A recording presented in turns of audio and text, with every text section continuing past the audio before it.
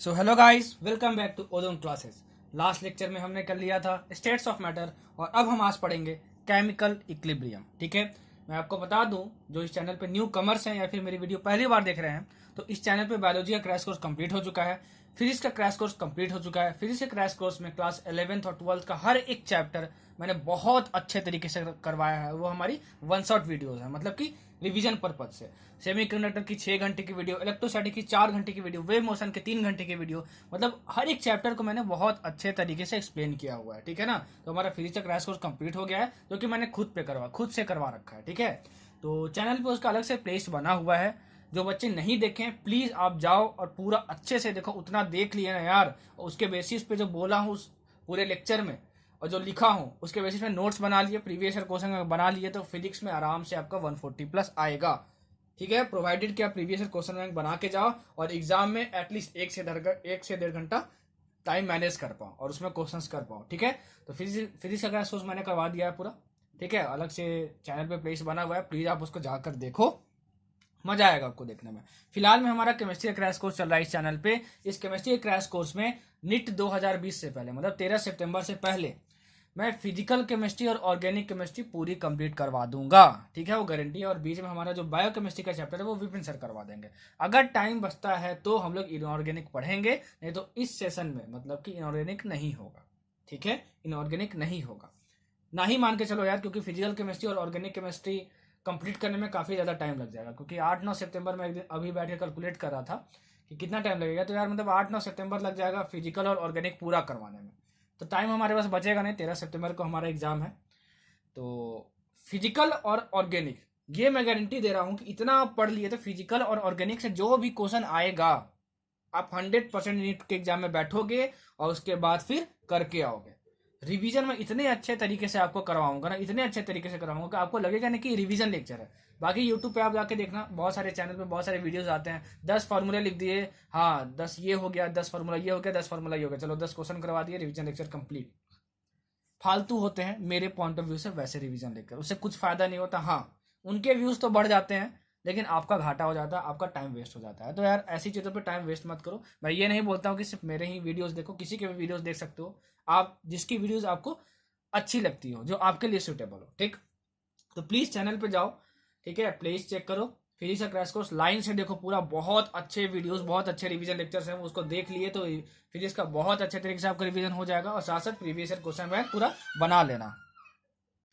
ठीक है, और ये हमारा चल रहा है केमिस्ट्री क्रैश कोर्स, इसमें मैं फिजिकल केमिस्ट्री और ऑर्गेनिक केमिस्ट्री बहुत अच्छे तरीके से करवाने वाला हूँ। भले आपका ये रिवीजन लेक्चर है लेकिन आपको लगेगा नहीं कि आप रिवीजन कर रहे हो, क्योंकि एकदम मस्त बताऊंगा कहाँ से क्वेश्चन आता है, कहाँ से क्वेश्चन आया हुआ है, क्या पूछता है, कैसे अप्रोच करना है, कौन सा टॉपिक कितना इंपॉर्टेंट है, सब कुछ बताऊंगा इसमें। ठीक है, अच्छा एक चीज और यार, बहुत सारे बच्चे बोल रहे थे मुझसे कि सर एक टाइम टेबल बता दो, अभी 20-30 दिन बचे हुए हैं। ठीक है ना, नीट के मतलब लगभग आपके पास कितना 20, हाँ 20-30 दिन बचा हुआ है तुम्हारे पास। ठीक, 10-20 दिन, हाँ नहीं 30 दिन नहीं बचा है, मतलब 20 से 25 दिन बचा हुआ है आपके लिए नेट के लिए। तो सर 20-25 दिन के लिए टाइम टेबल बता दो।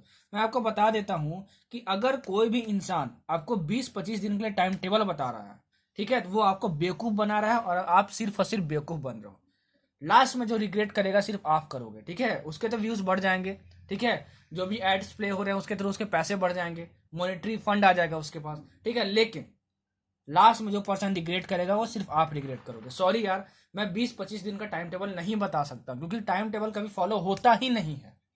आप आसपास किसी भी टॉपर से पूछ लो, किसी से भी पूछ लो, कोई टाइम टेबल फॉलो कर पाता है क्या? चलो टाइम टेबल मुझसे पूछ रहे हो ना, मैं आपको बता देता हूँ। रोज 8 घंटा पढ़ो, 4 घंटा फिजिक्स पढ़ना, 2 घंटा केमिस्ट्री पढ़ना और 2 घंटा बायोलॉजी पढ़ लेना, आपका नीट क्वालिफाई हो जाएगा। हो जाएगा, कोई भी बंदा नीट क्वालिफाई करके दिखा देना, कोई भी बंदी नीट क्वालिफाई करके दिखा देना, मान जाऊंगा मैं। ठीक है ना, कि 20-25 दिन में आप टाइम टेबल सेट करके नेट क्वालिफाई कर लिए। अरे भाई, टाइम टेबल जो है ना, अपने आप को खुद को देख के, खुद को एनालाइज करके बनाया जाता है। खुद बैठो, 20-25 दिन बचे हुए हैं, आप सोचो कि मेरी फिजिक्स ज्यादा वीक है कि केमिस्ट्री ज्यादा वीक है कि क्या ज्यादा वीक है। मैं दोपहर में ज्यादा पढ़ पाता हूँ, मैं रात को ज्यादा पढ़ पाती हूँ कि सुबह ज्यादा पढ़ पाती हूँ, उसके हिसाब से खुद का टाइम टेबल खुद से बनाओ। ना कि 10 चैनल पर जाके देखो कि मतलब स्ट्रेटजी, 20 दिन की स्ट्रेटजी क्या होने वाली है, 400 से 600 लाने में, 600 से 720 लाने में, वगैरह वगैरह।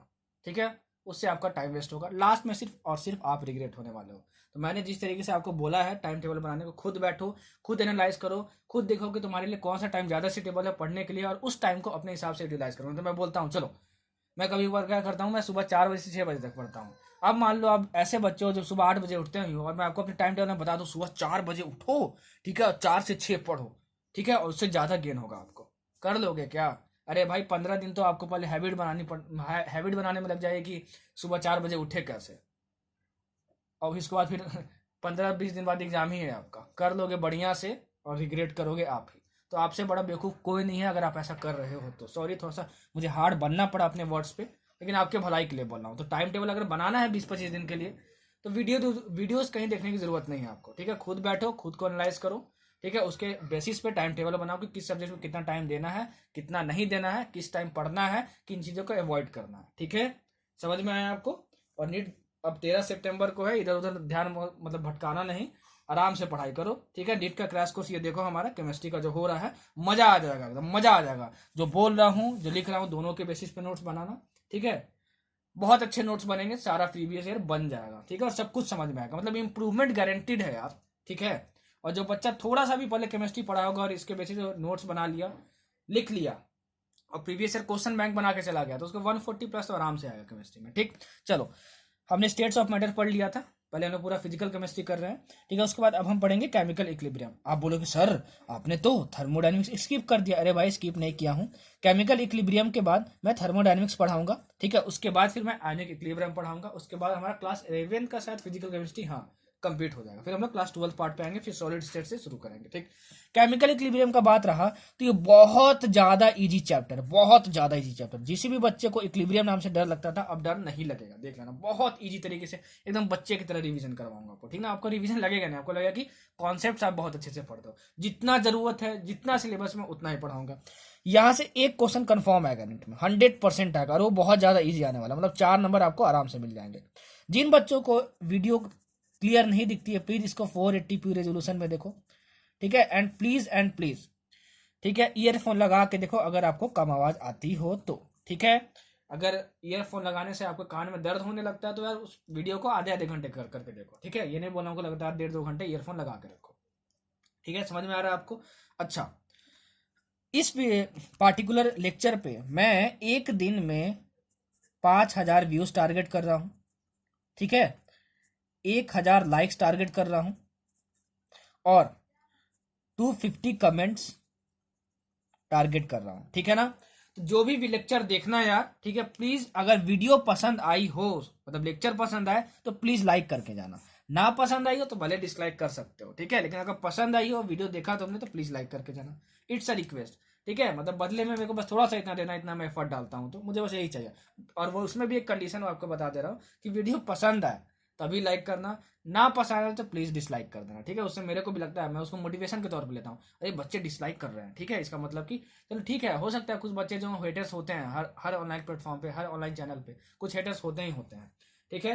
तो मुझे एक भी हेटर नहीं चाहिए, मुझे ऐसा बनाना है। मुझे विश्वास है एक ना एक दिन ऐसा आएगा मेरे वीडियो पे एक भी हेटर्स नहीं होंगे, ठीक है, एक भी हेटेड कमेंट्स नहीं होंगे। तो मुझे पता है कुछ हेटर्स होते हैं हमेशा, ठीक है, बस वीडियो आई नहीं, वीडियो देखे नहीं, और आंख बंद करके बस डिसलाइक कर देना है उनको, ठीक है, डिसलाइक कर देना है उनको। तो जब वीडियो देखे, वीडियो पसंद आए तो लाइक कर देना, वीडियो ना पसंद आए तो you are welcome to dislike the video, ठीक है। जरूर डिसलाइक करो अगर वीडियो पसंद, लेक्चर पसंद ना आए तो, ठीक है। लेकिन मुझे अपने कंटेंट पे पूरा भरोसा है कि वीडियो पसंद आपको जरूर आएगी, ठीक है। लेकिन यार बिना देखे मतलब कुछ डिसाइड मत किया करो, ठीक है।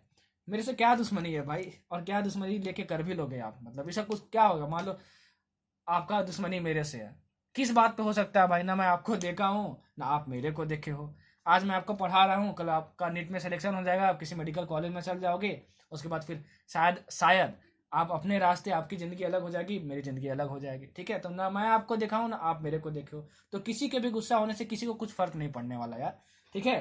तो भाईचारा वाला माहौल रखो, पढ़ाई करो, ठीक है, अपनी ज़िंदगी बनाओ, अपने माँ बाप का नाम रोशन करो, खूब तरक्की करो। खैर सर बहुत बकवास कर लिया, चलो सर थोड़ा पढ़ा दो, बिल्कुल पढ़ा दूंगा। और याद रखना, जिन खोजा तिन पाइया, कोशिश करने वाले को मिलता है, मेहनत करोगे तो इम्प्रूव जरूर कर पाओगे, ठीक। जितना जरूरत है, जितना इंपॉर्टेंट है, उतना ही पढ़ेंगे, ठीक है, ध्यान रखना। हाँ, एक चीज और, बच्चे बोले थे मोलैरिटी नॉर्मैलिटी सब ये सब आप नहीं पढ़ा है, वो सारी चीजें मैं कहाँ पढ़ाऊंगा, सॉल्यूशन चैप्टर में पढ़ाऊंगा, ठीक है। अच्छा, स्टार्ट करते हैं केमिकल इक्विलिब्रियम। केमिकल इक्विलिब्रियम, देखो एक रिएक्शन क्या होता है, रिएक्शन होता है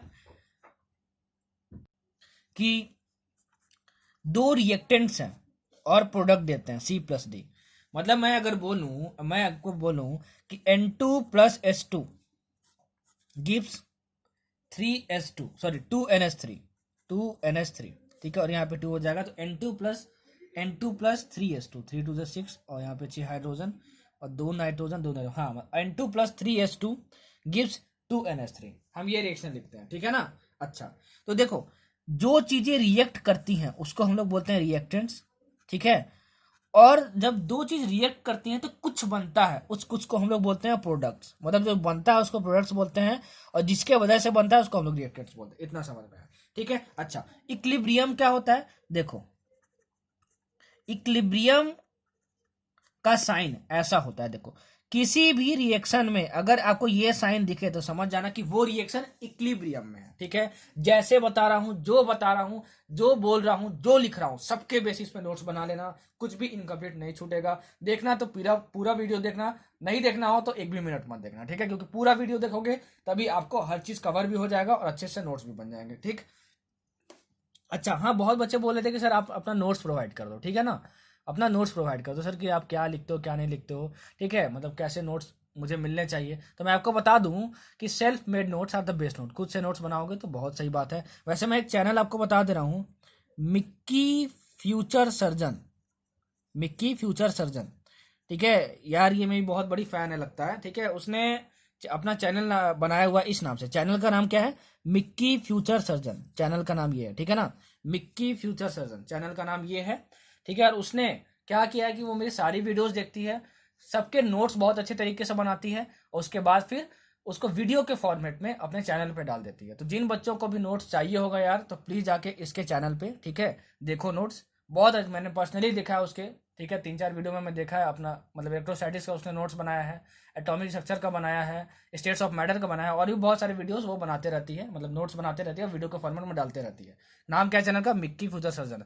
तो किसी भी चैप्टर का अगर आपको नोट्स चाहिए होगा तो प्लीज जाओ इस चैनल पे, चैनल को इसको सब्सक्राइब करो, और वहाँ पे बहुत अच्छे नोट्स वो प्रोवाइड करती है, ठीक है ना, वीडियो फॉर्मेट में बना के। वो सारे मेरे ही पढ़ाए गए हुए नोट्स रहते हैं, ठीक। तो पर जरूर जाके देखो, ठीक है, मिक्की फ्यूचर सर्जन नाम है। लेकिन हालांकि अगर अपने नोट्स आप खुद से बना सको तो उससे बेस्ट कुछ भी नहीं होगा, ठीक है। तो अगर अपने नोट्स खुद से बना रहे हो तो वो आपके लिए सबसे बेस्ट है, ठीक है। फिर भी अगर बहुत ज़्यादा आलसी हो आप तो प्लीज़ इसके चैनल पे जाओ, उसके बाद फिर देखो बहुत अच्छे नोट्स वो बनाती है और डालते रहती है अपने चैनल पर, ठीक है। और जरूर चैनल को सब्सक्राइब कर लेना। देखो इक्विलिब्रियम का साइन ऐसा होता है, ठीक है, ये समझ में आया। मतलब कि मान लो कोई रिएक्टेंट्स हैं, ठीक है, एरो के इस साइड जो होता है वो रिएक्टेंट्स होते हैं, एरो के इस साइड जो होता है वो प्रोडक्ट्स होते हैं। तो अगर ऐसा साइन लगा हुआ है, इसका मतलब क्या हुआ कि ये जो रिएक्शन है वो इक्विलिब्रियम है। जो वो लाइन बोल रहा हूँ सब कुछ नोट्स में लिखना, जो बोलता हूँ जो लिखता हूँ दोनों के बेसिस पे नोट्स बनाओ, झमाझम मजा आ जाएगा। क्या आ जाएगा, झमाझम मजा आ जाएगा, ठीक है।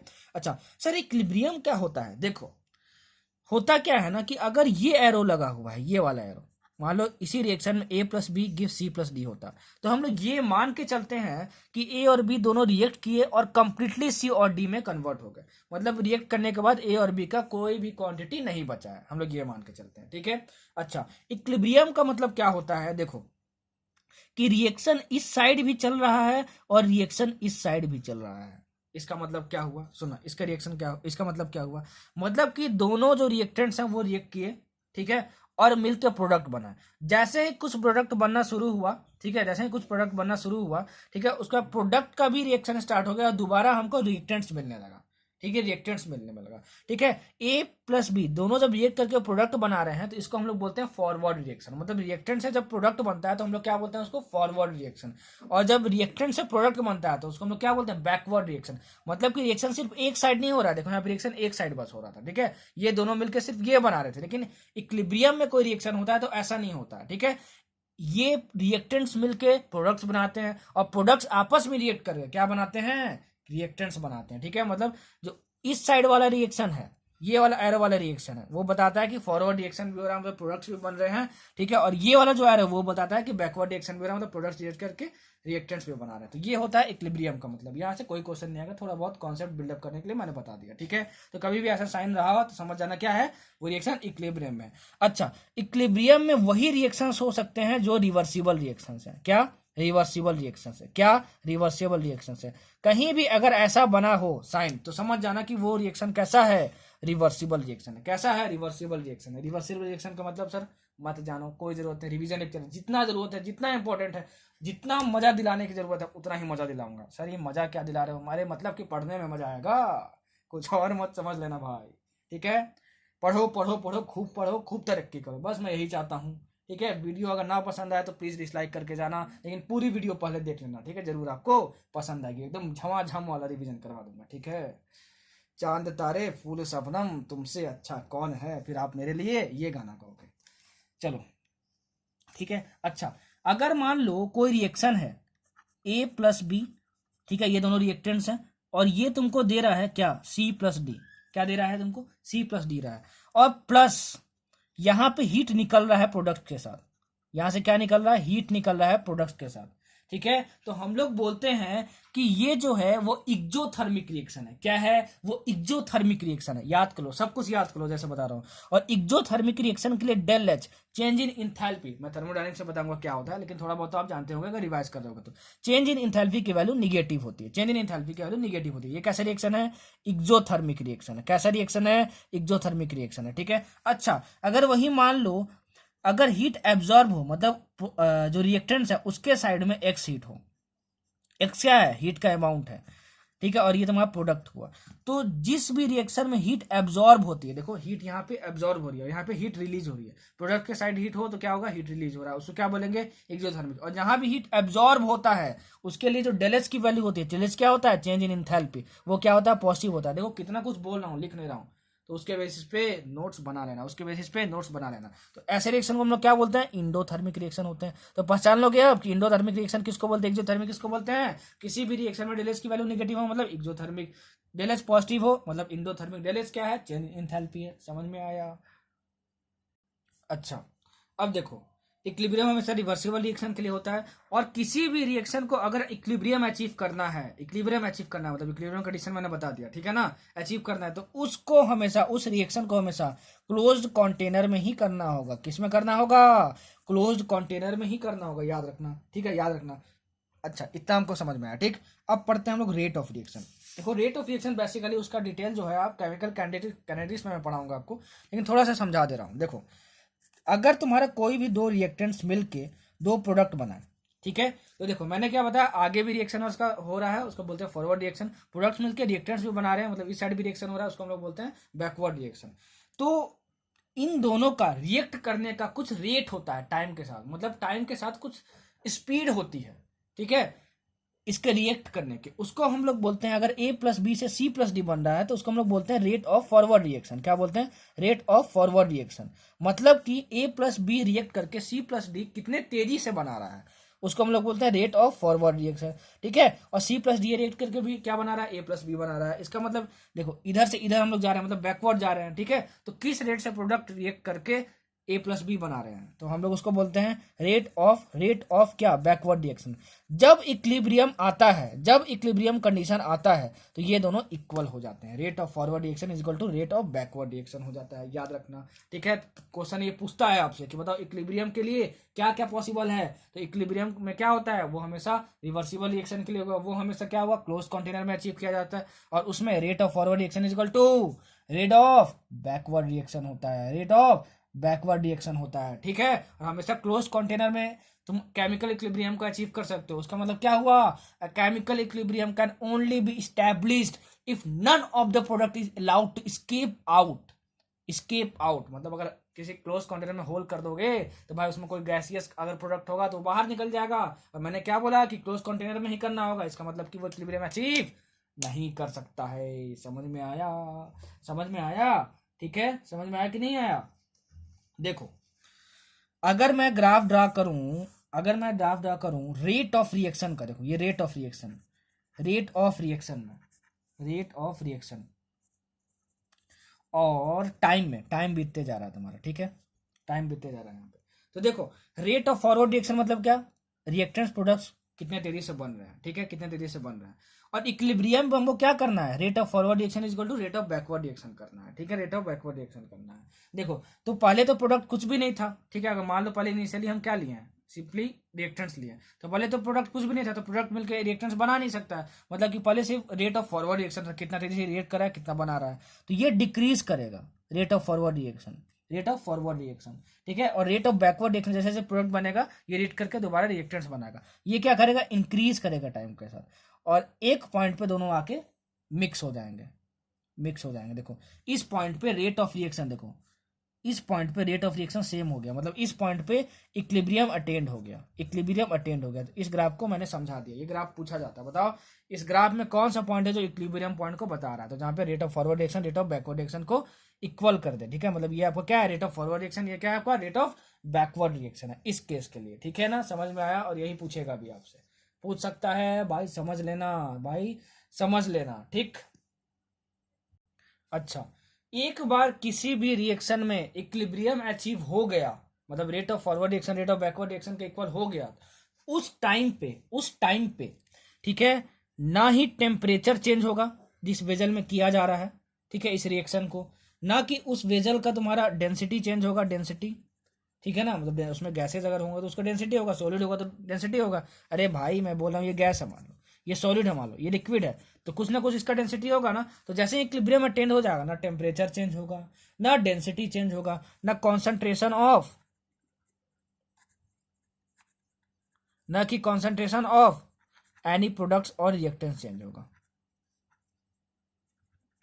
ठीक है। ये कब होगा, एट इक्विलिब्रियम, जैसे ही इक्विलिब्रियम अटेंड हो गया तो समझ जाना temperature density concentration of products and reactants remain constant, वो नहीं बदलेगा। यहां तक अभी जितना भी बताया सब कुछ बेसिक था, जहां से क्वेश्चन पूछ सकता है अभी यहीं से पूछ सकता है कि बताओ एट इक्विलिब्रियम कंडीशन क्या क्या इक्वल होता है। देखो rate of forward reaction rate of backward reaction के, और temperature density concentration of products reactants change होता है कि नहीं, आप बोलोगे चेंज नहीं होता है, नहीं होता है। समझ में आया। अब जो बताने जा रहा हूं वहां से बहुत सारे क्वेश्चन पूछेगा, ठीक। उससे पहले मैं आपको बता दूं, ठीक, अगर कोई भी रिवर्सिबल रिएक्शन है, सब जो भी बोल रहा हूँ जो भी लिख रहा हूँ दोनों के बेसिस पे नोट्स बनाना, नहीं तो नोट्स अधूरे बनेंगे आपके, ठीक है। सुनना मेरी बात, अगर कोई भी रिवर्सिबल रिएक्शन है, ठीक है, ए प्लस बी गिव्स, ये रिवर्सिबल रिएक्शन का साइन होता है सी प्लस डी, और ये रिएक्शन इक्विलिब्रियम में है, तो देखो अगर फॉरवर्ड रिएक्शन मतलब ए प्लस बी से सी प्लस डी बन रहा है, और इसका मतलब क्या होता है, सी प्लस डी से ए प्लस बी बन रहा है। ए फॉरवर्ड रिएक्शन मतलब क्या, रिएक्टेंट्स रिएक्ट करके प्रोडक्ट बना रहे हैं। बैकवर्ड मतलब क्या, सी प्लस डी मिलके ए प्लस बी बना रहे हैं। तो अगर फॉरवर्ड रिएक्शन इग्जोथर्मिक हुआ, तो जो बैकवर्ड रिएक्शन होगा वो इंडोथर्मिक होगा। वो क्या होगा, इंडोथर्मिक होगा। क्या होगा, इंडोथर्मिक होगा, ठीक है। एंड वाइस वर्सा मतलब, बाप रे बाप क्या बोल दिया वाइस वर्सा। मैं ऑनेस्टली बताऊं तो यार मैं क्लास 11 तक वाइस वर्सा का मतलब ही नहीं समझता था, ठीक है। अब समझता हूँ, 12th में सीख गया था थोड़ा बहुत, तो आपको भी बता देता हूँ, हो सकता है कुछ बच्चे ना भी जानते हो। देखो अगर फॉरवर्ड रिएक्शन एक्सोथर्मिक हुआ तो बैकवर्ड रिएक्शन इंडोथर्मिक होगा, अगर फॉरवर्ड रिएक्शन इंडोथर्मिक हुआ तो बैकवर्ड रिएक्शन एक्सोथर्मिक होगा। यही होता है वाइस वर्सा का मतलब, ठीक है, मतलब उसका उल्टा भी सही होना। मतलब कि मैं बोल लूं कि A plus B gives C plus D, ये तुम्हारा फॉरवर्ड रिएक्शन है, और ये कैसा रिएक्शन है, एक्सोथर्मिक, मतलब इसमें हीट रिलीज हो रहा है।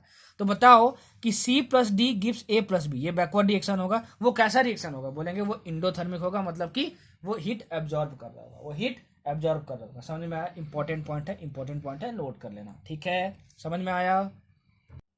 अच्छा, अब जो बताने वाला हूँ, जितनी भी चीज़ें बताने वाला हूँ बहुत ज़्यादा इंपॉर्टेंट है। अब जितना भी पढ़ाऊंगा केमिकल इक्विलिब्रियम में, वहां से चांसेस है कि 99% चांसेस है कि वहां से क्वेश्चन आएगा, ठीक है। चलो अब जितने भी पॉइंट बताने वाला हूँ, इसलिए ध्यान से सुनना, जो जो बोला हूँ, जो जो लिखा हूँ, दोनों के बेसिस पे नोट्स बनाना, ठीक है। अच्छा, a catalyst dash not alter the state of equilibrium. Alter मतलब क्या होता है, चेंज, ठीक है, चेंज कर देना। समझना है इसका मतलब क्या, एकदम प्योर लैंग्वेज में, देसी लैंग्वेज में समझाऊंगा, ठीक है। देखो आपका A plus B gives C plus D है तुम्हारा, तो कैटलिस्ट एक करता क्या है ना, कैटलिस्ट क्या करता है कि रेट ऑफ फॉरवर्ड रिएक्शन को बढ़ा देता है और रेट ऑफ बैकवर्ड रिएक्शन को भी बढ़ा देता है। मतलब किस रेट से रिएक्टेंस रिएक्ट कर रहे हैं उसको बढ़ा देता है और किस रेट से प्रोडक्ट्स रिएक्ट कर रहे हैं वो भी बढ़ा देता है और दोनों को सेम सेम एक्सटेंट पे बढ़ाता है। ठीक है, तो कैटलिस्ट का बस इतना काम होता है कि जो इक्विलिब्रियम हो रहा था, जो इक्विलिब्रियम अटेंड हो रहा था, वो जो 10 सेकंड में हो रहा था अचीव, वो मान लो 5 सेकंड में अचीव करवा देगा कैटलिस्ट। ठीक है, लेकिन उसकी स्टेट नहीं बदल सकता है। ठीक है ना, किसकी स्टेट नहीं बदल सकता है? इक्विलिब्रियम की स्टेट नहीं बदल सकता है। समझ में आया आपको? So the only effect of adding the catalyst is that the equilibrium is attend quickly. ठीक है, it does not disturb the equilibrium condition, it does not disturb the equilibrium condition. ठीक है ना, वो डिस्टर्ब उसको नहीं करता है, वो उसको डिस्टर्ब नहीं करता है। समझे? समझ में आया आपको? तो आपसे अगर ये पूछा जाएगा कि बताओ इक्विलिब्रियम पे कोई इफेक्ट पड़ता है कि नहीं कैटलिस्ट का, तो आप बोलोगे नहीं पड़ता है। क्यों नहीं पड़ता है? क्यों नहीं पड़ता है? क्योंकि वो सिर्फ रेट ऑफ फॉरवर्ड रिएक्शन और रेट ऑफ बैकवर्ड रिएक्शन को दोनों को सेम एक्सटेंट पे बढ़ा देता है। समझ में आया? समझ में आया? समझ में आया? चलो आगे बढ़ते हैं। Law of mass action, law of mass action ये क्या होता है? ठीक है, लॉ ऑफ मास एक्शन सुनना क्या होता है, उसका स्टेटमेंट पढ़ दे रहा हूं, कोई ज्यादा इंपॉर्टेंट नहीं है इसका स्टेटमेंट, लिख लेना। ठीक है, लेकिन पूछेगा नहीं कोई भी। देखो लॉ ऑफ मास एक्शन क्या होता है? The rate at which a substance reacts is proportional to its active mass. ठीक है, and hence the rate of the chemical reaction is proportional to the product of the active masses of the reactants. चाहो तो लिख लेना, कोई important नहीं है। ठीक है, लॉ ऑफ मास एक्शन में एक कॉन्सेप्ट आता है एक्टिव मास का। किसका आता है? एक्टिव मास का कॉन्सेप्ट आता है। ठीक है ना, तो इस एक्टिव मास को, ठीक है, हम लोग कैसे निकालते हैं वो मैं आपको सिखा दे रहा हूं। ठीक है, अच्छा देखो, एक्टिव मास निकालने का फॉर्मूला होता है number of moles of substance जिसका निकालना है तुमको, by volume in litres. Volume in litres, volume को हमेशा लीटर्स में रखना है, ध्यान में रखना। ठीक है, वॉल्यूम इन लीटर्स, वॉल्यूम इन ml रखोगे तब भी कोई बात नहीं, लेकिन जनरली हम लोग वॉल्यूम इन लीटर्स रखते हैं। ठीक है, समझ में आया? मतलब किसी भी सब्सटेंस का अगर आपको एक्टिव मास निकालना हो तो क्या करोगे? नंबर ऑफ मोल्स उसका by volume, by volume, by volume, by volume. समझ में आया? समझ में आया? अच्छा, अगर किसी भी सॉलिड और किसी भी लिक्विड का अगर एक्टिव मास निकालोगे तो उसकी वैल्यू हमेशा 1 लेना। बहुत इंपॉर्टेंट पॉइंट, बहुत इंपॉर्टेंट पॉइंट, नोट कर लेना, झमाझम नोट कर लेना कि अगर किसी भी सॉलिड और लिक्विड का एक्टिव मास निकालोगे, मतलब number of moles by volume in litres, तो निकालने की जरूरत नहीं है। एक्टिव मास उसका सॉलिड और लिक्विड का हमेशा 1 लेना। सर ये कैसे पता चलेगा कि सॉलिड है कि लिक्विड है? अरे भाई आपको इक्वेशन में दिया रहेगा, देखो जैसे ये लिखा रहेगा, तो इसका मतलब होता है गैस, जी का मतलब, एस का मतलब होता है सॉलिड और एल का मतलब होता है लिक्विड। तो अगर इसका एक्टिव मास लिखना होगा तो हम लोग ये फॉर्मूला लगाएंगे नहीं, क्या बोलेंगे? उसका एक्टिव मास 1, सॉलिड का क्या बोलेंगे? 1, गैस का 1 मत लिखना, गैस का 1 मत लिखना, गैस का इस फॉर्मूले से निकालना। समझ में आया? एक्टिव मास को हम लोग बोलते हैं, एक्टिव मास हम लोग डिनोट करते हैं ब्रैकेट साइन से। क्या बोलते हैं? ब्रैकेट साइन से, ब्रैकेट साइन से। और बेसिकली ये जो फॉर्मूला होता है ना, वो मोलैरिटी का भी होता है। क्या होता है? मोलैरिटी का भी होता है। Molarity is defined as number of moles of substance by volume of solution in litres. ठीक है, और मोलैरिटी को हम लोग कैपिटल एम से डिनोट करते हैं। किससे डिनोट करते हैं? कैपिटल एम से डिनोट करते हैं। तो अगर क्वेश्चन में कभी भी कोई वैल्यू कैपिटल एम में दी हो तो समझ जाना वो क्या दिया हुआ है? एक्टिव मास की वैल्यू दी है। क्या दी है? एक्टिव मास की वैल्यू दी है। एक्टिव मास को हम लोग ब्रैकेट साइन से डिनोट करते हैं। सब कुछ बताऊंगा, पूरा लास्ट तक वीडियो देखना, पूरा झमाझम क्लियर हो जाएगा, झमाझम क्लियर हो जाएगा, मतलब मजा आ जाएगा। सर क्या बोलते हो झमाझम? अरे मजा आता है भाई बोलने में, किक मिलती है, सब बोल देता हूँ। आप लोग चाहो तो गाना गा लो कोई, आपको मजा आता, आप मजा आ जाएगा। ठीक है, ईयरफोन लगा लो तब नोट्स बनाओ। ठीक है, सर ईयरफोन कैसे ना, ईयरफोन लगा के तो सर लेक्चर देख रहे हैं तो सर ईयरफोन कैसे लगा ले? हाँ भाई, यहाँ मुझसे गलती हो गया बोलने में।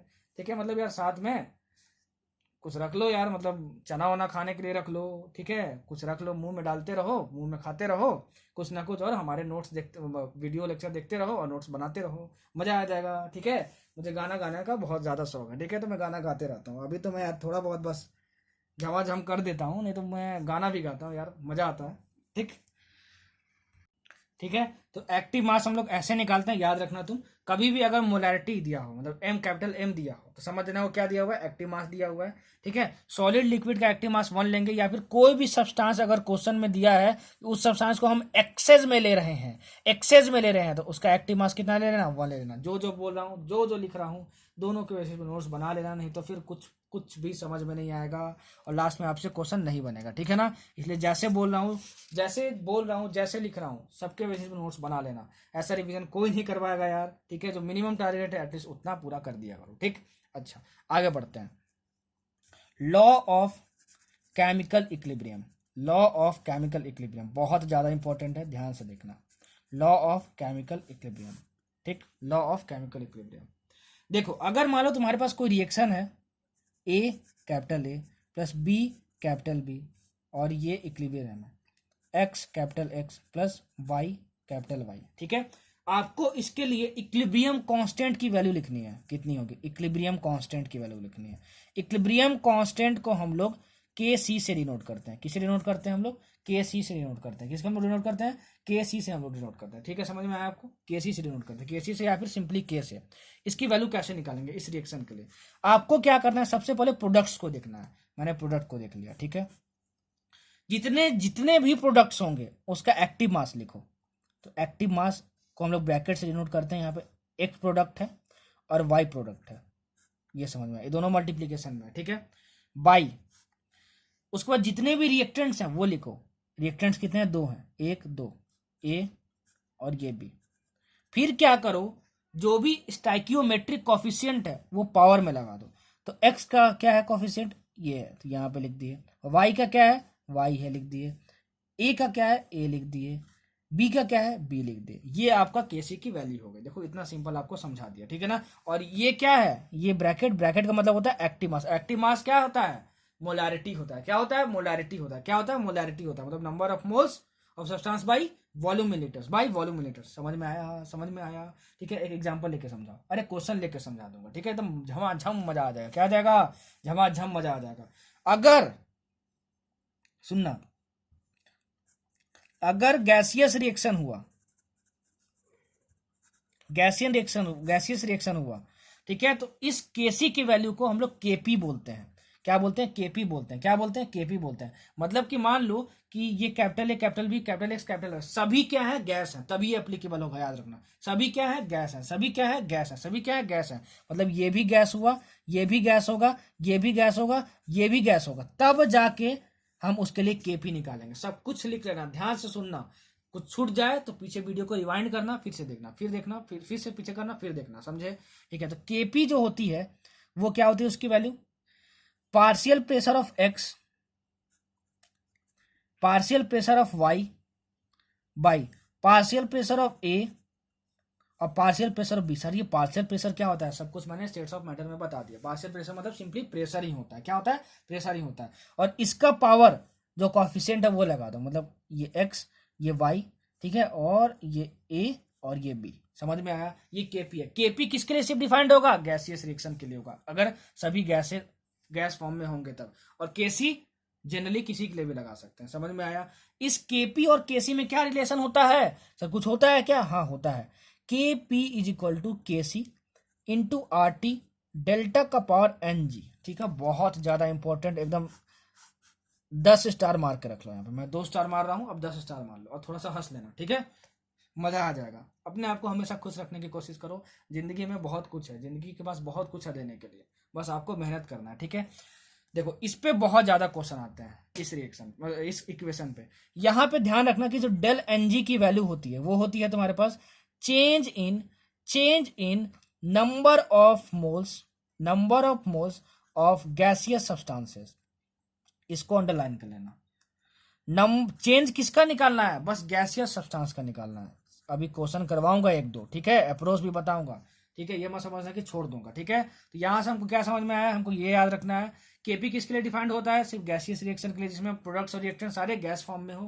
केसी कैसे निकालते हैं, ऐसे निकालते हैं, ठीक है। इस ब्रैकेट का मतलब क्या होता है, मोलारिटी। मोलारिटी मतलब क्या, number of moles of substance by volume in litre. समझ में आया। और ये क्या होता है, प्रेशर या फिर पार्शियल प्रेशर ऑफ एक्स। सबका उसका पावर क्या लिख दिया, एक्स लिख दिया, जो स्टोइकियोमेट्रिक कोएफिशिएंट था तुम्हारा, ठीक है। समझ में आया, ये हम लिख दिए। अच्छा, यहाँ पे जो टेम्परेचर है वो हमेशा केल्विन में रखना। बच्चे यहाँ गलती कर देते हैं, टेम्परेचर को हमेशा केल्विन में कर लेना। सेंटीग्रेड में दिया है तो उसको 273 से ऐड कर दोगे तो आपको केल्विन में मिल जाएगा, ठीक है। आर की वैल्यू क्या रखेंगे सर ये बता दीजिए मेरे को। सुनो, अगर क्वेश्चन में ये जो प्रेशर है, वो जो प्रेशर है वो प्रेशर एटमॉस्फेयर में दिया हो, क्या दिया हो, एटमॉस्फेयर में दिया हो, तो जो आर की वैल्यू रखना वो रखना तुम 0.0821, ठीक है, 0.02821।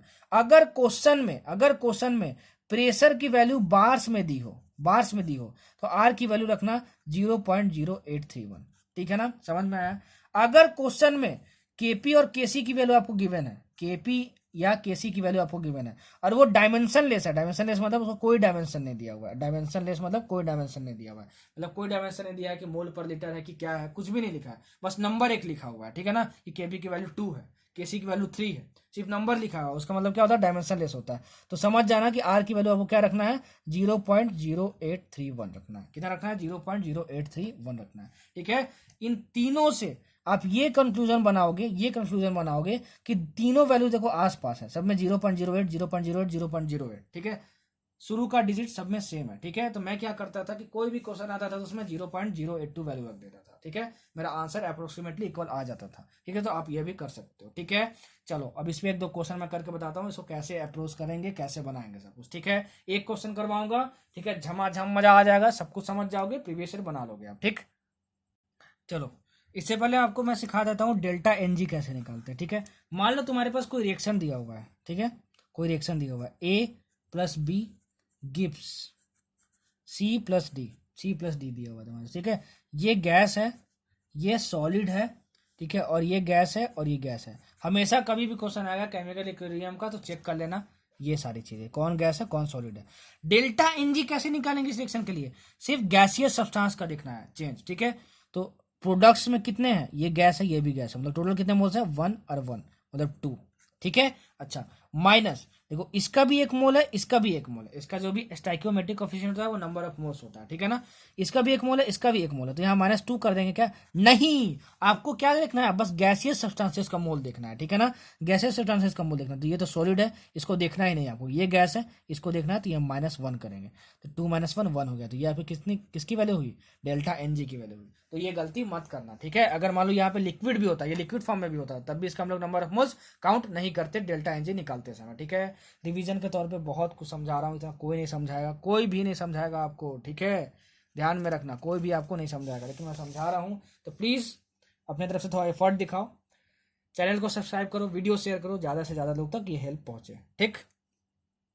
देखो पहला क्वेश्चन, एक क्वेश्चन में आपको गिवन है, ठीक है ना, कि आपके पास एक रिएक्शन है N2 plus 3H2 gives 2NH3 और ये गैस है, ये भी गैस है और ये भी गैस है। सबसे पहले यही चेक करना कि सबका स्टेट क्या है, ठीक है ना, क्योंकि स्टेट चेक करने से क्या होगा कि अगर सॉलिड और लिक्विड हुआ उसमें तो एक्टिव मास उसका क्या लेना है, 1 लेना है, ठीक है। आपको क्वेश्चन में गिवन है, ठीक है ना, कि जो N2 का कॉन्सेंट्रेशन है, ठीक है, मतलब N2 की जो भी वैल्यू है वो कितनी है, 1.5 इंटू 10⁻²m। H2 का क्या दिया हुआ है तुम्हारे पास, दिया है 3 इंटू 10⁻²m, ठीक है। और तुम्हारे पास क्या दिया हुआ है, NH3 का क्या दिया हुआ है तुम्हारे पास, दिया हुआ है 1.2 इंटू 10⁻²m। आपसे पूछा है calculate the equilibrium constant, calculate the value of equilibrium constant. आप बोलोगे सर आपने तो बताया है उसको हम केसी से डिनोट करते हैं, और वो कैसे करते हैं, पहले प्रोडक्ट का हम लोग एक्टिव मास, ठीक है, उसके बाद फिर N2 नीचे डिनोमिनेटर में क्या लिखते हैं, रिएक्टेंट्स लिखते हैं, फिर H2, ठीक है। उसके बाद क्या करते हैं, जो भी स्टाइकोमेट्रिक कोएफिशिएंट होता है उसका पावर लगा देते हैं, इसका कितना है 2, N2 कितना है 1, इसका कितना है 3। उसके बाद देखते हैं कि कोई सॉलिड लिक्विड तो नहीं है, सॉलिड लिक्विड होगा तो उसकी वैल्यू कितनी हो जाएगी, 1 हो जाएगी, तो यहाँ पे सब गैसेज है, ठीक है। अच्छा अगर एक्टिव मास पता करना है तो अगर मोलारिटी गिवन है जिसको हम लोग कैपिटल एम से डिनोट करते हैं तो हम समझ जाएंगे कि क्या है, वो क्या गिवन है, एक्टिव मास गिवन है। तो NH3 का आपको एक्टिव मास कितना गिवन है, 1.2 इंटू 10⁻², ठीक है, और उसका कितना पावर लगा हुआ स्क्वायर, ठीक है। N2 का कितना है 1.5 इंटू 10⁻², उसका पावर कितना है 1, मतलब कि लिखो ना लिखो बराबर है। H2 का कितना है 3 इंटू 10⁻², ठीक है, और इसका पावर कितना है 3 है, 3 लिख दिया, ठीक है। इसको आप सोल्व करना, सोल्व कर लोगे तो आपकी वैल्यू आ जाएगी, कितनी आएगी आपके पास वैल्यू, 3.55 इंटू 10 स्क्वायर आ जाएगी आपके पास वैल्यू, मतलब केसी की अगर इतनी वैल्यू होगी, सॉरी केसी की वैल्यू क्या होगी 3.55 इंटू 10 स्क्वायर होगी। तो जो आपका कॉन्सेप्ट था वो मैंने आपको सिखा दिया, ठीक। अच्छा अब चलो दूसरा क्वेश्चन देखते हैं, सुनना क्वेश्चन सुन लेना, ठीक है, वीडियो है आप उसको रिवाइंड करके दोबारा लिख भी सकते हो। The equilibrium constant Kp the equilibrium constant Kp, equilibrium constant को हम लोग यहाँ पे Kp बोले, इसका मतलब कि जरूर ही सारे प्रोडक्ट्स और रिएक्टेंट्स गैस होंगे, ठीक है। तो वो क्वेश्चन में गिवन है the equilibrium constant Kp for the reaction 2SO3 gas form में है, ये गिव्स 2SO2 गैस फॉर्म में है ये, प्लस O2 गैस फॉर्म में ये, ठीक है। इसकी रिएक्शन के लिए, इस रिएक्शन के लिए Kp की वैल्यू तुमको गिवन है, वो गिवन है 1.80 into 10⁻³ kilo pascal, 10⁻³ kilo pascal, ठीक है ना। अच्छा, what is the numerical value of Kc in moles per litre, in moles per litre. आपको Kc की वैल्यू बतानी है, किसकी वैल्यू बतानी है, Kc की वैल्यू बतानी है। इस रिएक्शन के लिए कितना होगा, इसका यूनिट क्या होना चाहिए, मोल्स पर लीटर होना चाहिए, ठीक है। अच्छा, इस रिएक्शन में तो कहीं प्रेशर दिया नहीं हुआ है, तो हम लोग Kp का पावर पार्शियल प्रेशर वाला फॉर्मूला नहीं लगा सकते। अच्छा हाँ, Kp और Kc में एक रिएक्शन तो हमको पता है कि रिलेशन तो पता है हमको, Kp is equal to Kc RT delta का पावर Ng, ठीक है। तो अगर हमको Kp दिया हुआ है, टेम्परेचर गिवन था कि इसको हम लोग 700 केल्विन पे परफॉर्म कर रहे हैं, ठीक है, 700 केल्विन परफॉर्म कर रहे हैं इस रिएक्शन को, ठीक है। Kp दिया, T दिया हुआ, R की वैल्यू पता ही होती है, डेल्टा Ng रिएक्शन से निकाल लेंगे तो Kc तो मिल ही जाएगा। चलो, अच्छा, Kp की वैल्यू आपको गिवन है, कितनी गिवन है Kp की वैल्यू, इतनी गिवन है आपके पास, इतनी गिवन है आपके पास, ठीक है। अच्छा, इतनी गिवन है आपके पास, इतना हमको समझ में आया। अच्छा, डेल्टा Ng कैसे निकालेंगे, डेल्टा Ng देखो सब गैस है क्या, हाँ सब गैस है, सिर्फ गैसियस रिएक्टेंट्स का ही चेंज इन मोल्स देखना है। इधर कितने हैं, 1 + 2 3 है, और इधर कितना है 2 है, ठीक है। मतलब 3 - 2 कितना हो जाएगा, 1 हो जाएगा। मतलब डेल्टा Ng की वैल्यू कितनी हो गई, 1 हो गई। समझ में आया, डेल्टा Ng की वैल्यू 1 हो गई। हमेशा ध्यान रखना बच्चे यही गलती करते हैं डेल्टा Ng निकालते समय, कि देखते हैं कि सॉलिड है कि लिक्विड है, सॉलिड है और लिक्विड है तो उसका कंसीडर नहीं करना है डेल्टा Ng निकालते समय, मैंने सिखा दिया आपको, ठीक। अच्छा, Kp की वैल्यू गिवन है इतना, ठीक है। अब R की क्या वैल्यू रखें, यही सबसे बड़ा टास्क है। अगर सर ने बताया था, क्या बताया था, Kp की वैल्यू आपको गिवन है, Kp की वैल्यू किस में गिवन है, किलो पास्कल में गिवन है। अगर आपको जो प्रेशर है, प्रेशर का यूनिट बार में मिल जाए आपको, बार में मिल जाए आपको, तो आर की वैल्यू कितनी रखनी है, 0.0831, ठीक है। तो मैं क्या करता हूँ, ये किलो पास्कल में दिया है तो इसको मैं बार में चेंज कर लेता हूँ, क्या कर चेंज कर लेता हूँ, बार में चेंज कर लेता हूँ इसको मैं, ठीक है। समझ में आया आपको। तो Kp की वैल्यू आपको गिवन है, Kp की वैल्यू आपको गिवन है 1.80 इंटू 10⁻³ किलो पास्कल, ठीक। अब 1 bar is equal to 10⁵ pascal होता है, जानते हो तो ठीक है, फिजिक्स पढ़े हो तो जानते होगे, मेरा लेक्चर देखे हो, नहीं जानते हो तो मैंने आपको बता दिया, ठीक है। तो मैं इसको बार में चेंज करने की कोशिश करता हूँ। तो देखो, इंटू किलो पास्कल मतलब इंटू 10⁻³ पास्कल करेंगे तो ये 10⁻³ और 10⁻³ कट जाएगा, तो ये आपके पास आएगा 1.80 इंटू 10⁻³ इंटू 10⁻³ पास्कल, तो ये कट गया आपके पास 1.80 पास्कल आ गया, ठीक है। अच्छा, अब एक बार में इतना पास्कल होता है, ठीक है ना। तो इतने पास्कल में कितना बार होगा, तो कितना होगा, यहाँ से आप कन्वर्ट कर लेना है, तो तुम्हारे पास होगा 1.80 इंटू 10⁻⁵ बार। अब हमको Kp की वैल्यू बार में मिल गई, तो अगर बार में मिलेगा हमको वैल्यू, सर ने क्या बताया था कि आर की वैल्यू कितनी रखनी है, 0.0831, ठीक है। तो Kp की वैल्यू आपको इतनी मिल गई बार में, ठीक है। आर की वैल्यू आप रख दोगे ये, ठीक है। डेल्टा Ng 1 मिल ही चुका है, टी की वैल्यू 700 केल्विन में रख दोगे, Kc की वैल्यू आपको मिल जाएगी। और जब Kc की वैल्यू आप निकालोगे ना, Kc की वैल्यू निकालोगे तो आपके पास आएगी Kc is equal to 3.09 into 10⁻7 mole पर लीटर में, ठीक है ना, मोल पर लीटर में, ठीक है। ये वैल्यू आएगी, आप कैलकुलेट करके देख लेना, कैलकुलेशन आपका फास्ट होना चाहिए, ठीक है। समझ में आया आपको, कैसे निकालेंगे, कैसे अप्लाई करेंगे। अब बढ़ते हैं आगे। देखो, Kp is equal to Kc, Kp is equal to Kc, Kp is equal to Kc RT delta का पावर Nn, डेल्टा का पावर Ng, ठीक है। ये हमारे पास होता है। अगर मान लो डेल्टा Ng 0 आ गया, डेल्टा Ng 0 आ गया, तो इस केस में क्या होगा, डेल्टा Ng 0 आ गया तो किसी का पावर भी 1 होता है, जान लो, ठीक है। तो RT का पावर कितना हो जाएगा, Kc इंटू RT का पावर 0, मतलब ये वैल्यू कितनी हो जाएगी, पूरी 1 हो जाएगी, ठीक है। तो यहाँ से क्या हो जाएगा, Kp is equal to Kc आ जाएगा, ठीक है। बहुत इंपॉर्टेंट रिजल्ट है, बहुत इंपॉर्टेंट रिजल्ट है। कभी कभार मान लो तुम्हारे पास कोई रिएक्शन दिया रहेगा A + B और ये तुम्हारा मान लो 2C दे रहा है, तो बताओ कि अगर इस रिएक्शन के लिए Kc की वैल्यू 2 है तो Kp की वैल्यू कितनी होगी। तो सबसे पहले डेल्टा Ng निकाल कर देख लेना। देखो यहाँ पे डेल्टा Ng कितना आ रहा है, सब गैस में है, ठीक है, सब गैसियस फॉर्म में है, ठीक है। 2 - 1 - 1 मतलब कितना आ गया, डेल्टा Ng की वैल्यू 0 आ गई, ठीक है। डेल्टा Ng की वैल्यू 0 होती है तो क्या होता है, Kp की वैल्यू Kc के इक्वल हो जाता है। तो Kc 2 दिया तो Kp कितना होगा, 2 होगा। तो कभी कभार डायरेक्ट नेट में यही से क्वेश्चन आ जाता है, ये सब कैलकुलेट करने की जरूरत ही नहीं पड़ती है। तो पहले डेल्टा Ng निकाल के देख लेना, देख लेना, देख लेना, ठीक।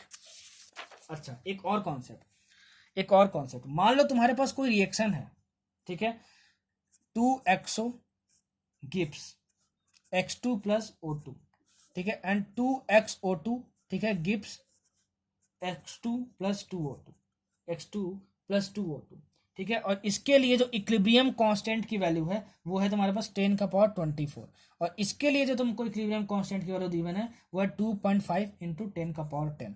तो आपको बोल रहा है कि बताओ कौन सा रिएक्टेंट ज्यादा स्टेबल है, ये कि ये, मतलब एक्सो ज्यादा स्टेबल है कि XO2 ज्यादा स्टेबल है, आपको ये बताना है। तो ध्यान रखना, कभी भी ऐसा क्वेश्चन पूछेगा तो जिसका इक्विलिब्रियम कांस्टेंट ज्यादा होगा, जिसका इक्विलिब्रियम कांस्टेंट ज्यादा होगा, ठीक है, जिसका इक्विलिब्रियम कांस्टेंट ज्यादा होगा, ठीक है, वो कम स्टेबल होगा। वो क्या होगा? कम स्टेबल होगा। तो देखो इसमें से कौन ज्यादा है, देखो ये वाला ज्यादा है, ये वाला ज्यादा है, तो कम स्टेबल कौन सा होगा? एक्सो कम स्टेबल होगा। मतलब कि ज्यादा स्टेबल कौन हुआ? ज्यादा स्टेबल कौन हुआ? XO2 हुआ, XO2 हुआ, ठीक है। तो कभी भी स्टेबिलिटी पूछेगा रिएक्टेंट का तो हम लोग ऐसे करेंगे, ठीक है ना, मैंने बता दिया सब कुछ बोल के, ठीक है। मतलब क्या हुआ कि स्टेबिलिटी ऑफ रिएक्टेंट, ठीक है, is inversely proportional to the value of equilibrium constant, लिख लेना, ठीक है। इक्विलिब्रियम कांस्टेंट जिसका ज्यादा होगा वो कम स्टेबल होगा, जिसका कम होगा वो ज्यादा स्टेबल होगा। समझ में आया आपको?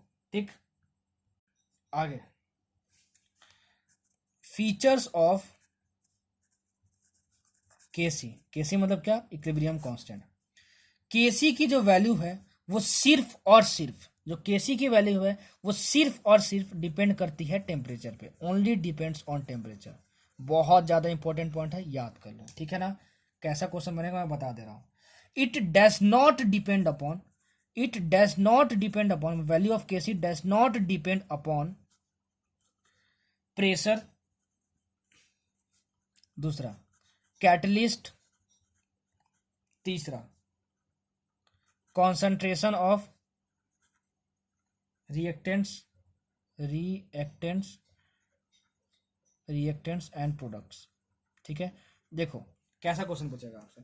देखो A plus B and C plus D एक रिएक्शन है और बोलेगा कि इसे केसी की वैल्यू 2 है, ठीक है। कितने टेम्परेचर पे है? 700 केल्विन पे, ठीक है। ये किस पे है? 700 केल्विन पे। केसी की वैल्यू 2 है।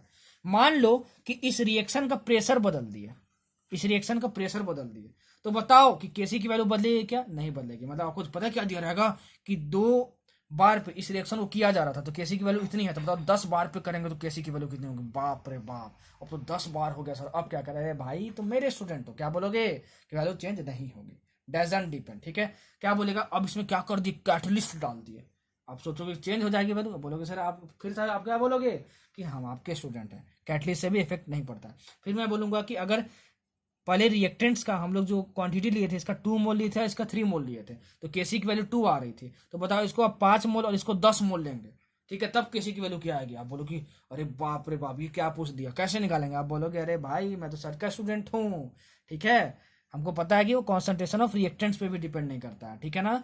तो क्या होगा कि चाहे इसका 2 मोल 3 मोल लेके करो, चाहे 100 मोल 200 मोल लेके करो, केसी की वैल्यू 2 है तो हमेशा 2 ही रहेगी, जब तक इस टेम्परेचर को चेंज नहीं करोगे, ठीक है, जब तक इस टेम्परेचर को चेंज नहीं करोगे। समझ में आया? तो so the value of equilibrium constant depends only on temperature, only on temperature. ध्यान में रखना, ध्यान में रखना, ध्यान में रखना, ठीक है। अच्छा, दूसरा रूल, अगर A प्लस बी एक रिएक्शन है, इसका जो इक्विलिब्रियम कांस्टेंट वो K है, इसका जो इक्विलिब्रियम कांस्टेंट है वो तुम्हारे पास K है, इसका इक्विलिब्रियम कांस्टेंट K है। अगर इस रिएक्शन को रिवर्स कर दिया, मतलब कि C plus D gives C plus D gives A plus B कर दिए, ऐसे कर दिए, तो इसका जो इक्विलिब्रियम कांस्टेंट है रेसिप्रोकल हो जाता है 1/k। बहुत इंपॉर्टेंट, बहुत इंपॉर्टेंट, ठीक है। ये जो टॉपिक है 95% चांस है कि यहाँ से क्वेश्चन आएगा, ठीक है। 99% चांस तो मैंने बताया था कि अब जो भी पढ़ाने वाला है वो सब कुछ आने वाला है, ठीक है। उस 99% में से 95% चांस है कि यहाँ से भी क्वेश्चन आ सकता है, ठीक। सब कुछ ध्यान में रखना, सब कुछ जैसे बता रहा हूँ वैसे याद कर लेना, ठीक है। अच्छा, तीसरी चीज सॉल्व करके बताऊंगा, सॉल्व करके बताऊंगा। किसी भी रिएक्शन को जिससे डिवाइड करोगे, ठीक है ना, जैसे ये A प्लस बी है, A प्लस बी है और C प्लस डी दे रहा है, इसका इक्विलिब्रियम कांस्टेंट K है मान लो, तो जिस नंबर से इसको डिवाइड करोगे या मल्टीप्लाई करोगे वो उसका पावर बन जाएगा। सुनना, जैसे एग्जांपल ले रहा हूं, जैसे मैं बोल रहा हूं इस पूरे रिएक्शन में हाफ से हम डिवाइड कर दिए, half A plus half B gives half C plus half D. अब बताओ इस रिएक्शन का इक्विलिब्रियम कांस्टेंट कितना होगा। तो आप सर ने क्या बोला था कि जिससे डिवाइड करेंगे, मतलब जिससे मल्टीप्लाई करेंगे, समझ लो जिससे मल्टीप्लाई करेंगे वो पावर में चल जाएगा, मतलब k का पावर 1/2 हो जाएगा इस रिएक्शन का इक्विलिब्रियम कांस्टेंट। जैसे मान लो a प्लस बी है गिव c प्लस डी है, इसका इक्विलिब्रियम कांस्टेंट की वैल्यू 2 दी है मान लो, तो वो तुमसे पूछेगा बताओ कि 2a plus 2b gives 2c plus 2d, इसका इक्विलिब्रियम कांस्टेंट कितना होगा। ठीक है, तो आप बोलोगे कि k पहले लिख लेते हैं यहाँ पे। ठीक है, उसके बाद जिस नंबर से मल्टीप्लाई किए हैं वो उसके पावर में चल जाएगा, यहाँ मल्टीप्लाई मत कर देना बच्चे, ये गलती करते क्या कर जाएगा, पावर में चल जाएगा। तो इसका इक्विलिब्रियम कांस्टेंट कितना था, k स्क्वायर। k स्क्वायर मतलब k की वैल्यू कितनी थी 2, और 2 स्क्वायर कर देंगे तो 4 आ जाएगा। ठीक है, आंसर मतलब क्वेश्चन ऐसे ही आएगा आपसे। ठीक, याद रखना। चलो चौथा पॉइंट, अगर किसी भी दो रिएक्शन को ऐड करोगे तो उनका जो नेट इक्विलिब्रियम कांस्टेंट है वो मल्टीप्लाई हो जाता है। सुनना, जैसे मैं चाहता हूं कि N2 plus 2O2 gives 2NO2। ठीक है, अगर इसका इक्विलिब्रियम कांस्टेंट k है, ठीक है, और इस रिएक्शन को मैं 2 स्टेप में कर रहा हूं, कैसे, N2 plus O2 2NO plus O2 gives 2NO, ठीक है, और ये 2NO2। मैं चाहता हूं इन दोनों रिएक्शन से मेरे को ये मिले। ठीक है, इसका इक्विलिब्रियम कांस्टेंट k1 है, इसका इक्विलिब्रियम कांस्टेंट k2 है। ठीक है, तो k1 k2 में क्या रिलेशन होगा, देखो इन दोनों को अगर हम ऐड कर दें, इन दोनों रिएक्शन को, देखो इन दोनों रिएक्शन को अगर हम ऐड कर दें, क्या कर दें, इन दोनों रिएक्शन को ऐड कर दें, तो हमको क्या मिलेगा, N2 प्लस ये O2 ऐड हो जाएगा 2O2 plus 2NO gives 2NO plus 2NO2। ठीक है, तो यहाँ पे 2NO कैंसिल हो गया। ठीक है, और यही मिल गया हमको, देखो ये मिल गया, यही मिल गया हमको। ठीक है, तो इन दोनों रिएक्शन को हम ऐड किए, तो अगर हम ऐड किए तो इस रिएक्शन का इक्विलिब्रियम कांस्टेंट अगर k है, अगर मान लो, तो अगर ऐड हम इन दोनों रिएक्शन को करेंगे तो इन दोनों का जो होता है क्या हो जाता है, मल्टीप्लाई हो जाता है, k1 इंटू k2 हो जाता है। क्या हो जाता है, k1 इंटू k2 हो जाता है। क्या हो जाता है, k1 इंटू k2 हो जाता है इक्विलिब्रियम कांस्टेंट की वैल्यू। समझ में आया, समझ में आया, बहुत इंपॉर्टेंट, यहाँ से बहुत सारा क्वेश्चन पूछा जाता है। क्या पूछा जाता है, बहुत सारा क्वेश्चन पूछा जाता है, ध्यान में रखना, ध्यान में रखना, ध्यान में रखना। ठीक है, चलो इससे तो ज़्यादा डिफिकल्ट क्वेश्चन आता नहीं है, जो 3-4 और आपको बताया उसको बस मैंने बहुत अच्छे से एक्सप्लेन कर दिया है, उसको अप्लाई करोगे आपसे बन जाएगा क्वेश्चन। फिर भी मैं एक इलस्ट्रेशन ले लेता हूँ आपको समझाने के लिए। ठीक है, क्वेश्चन क्या है सुनना। ठीक है, कि आपको एक रिएक्शन दिया हुआ है N2, ये गैस फॉर्म में है, प्लस 3H2 गैस, और ये हुआ तुम्हारा, और 2NH3।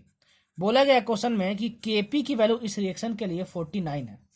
ठीक है ना, तो आपको बताना है कि NH3 गैस, ठीक है, और हाफ N2 प्लस 3 2H2, ठीक है, इतना, ये भी गैस है, ये भी गैस है, इस रिएक्शन के लिए Kp की वैल्यू कितनी होगी।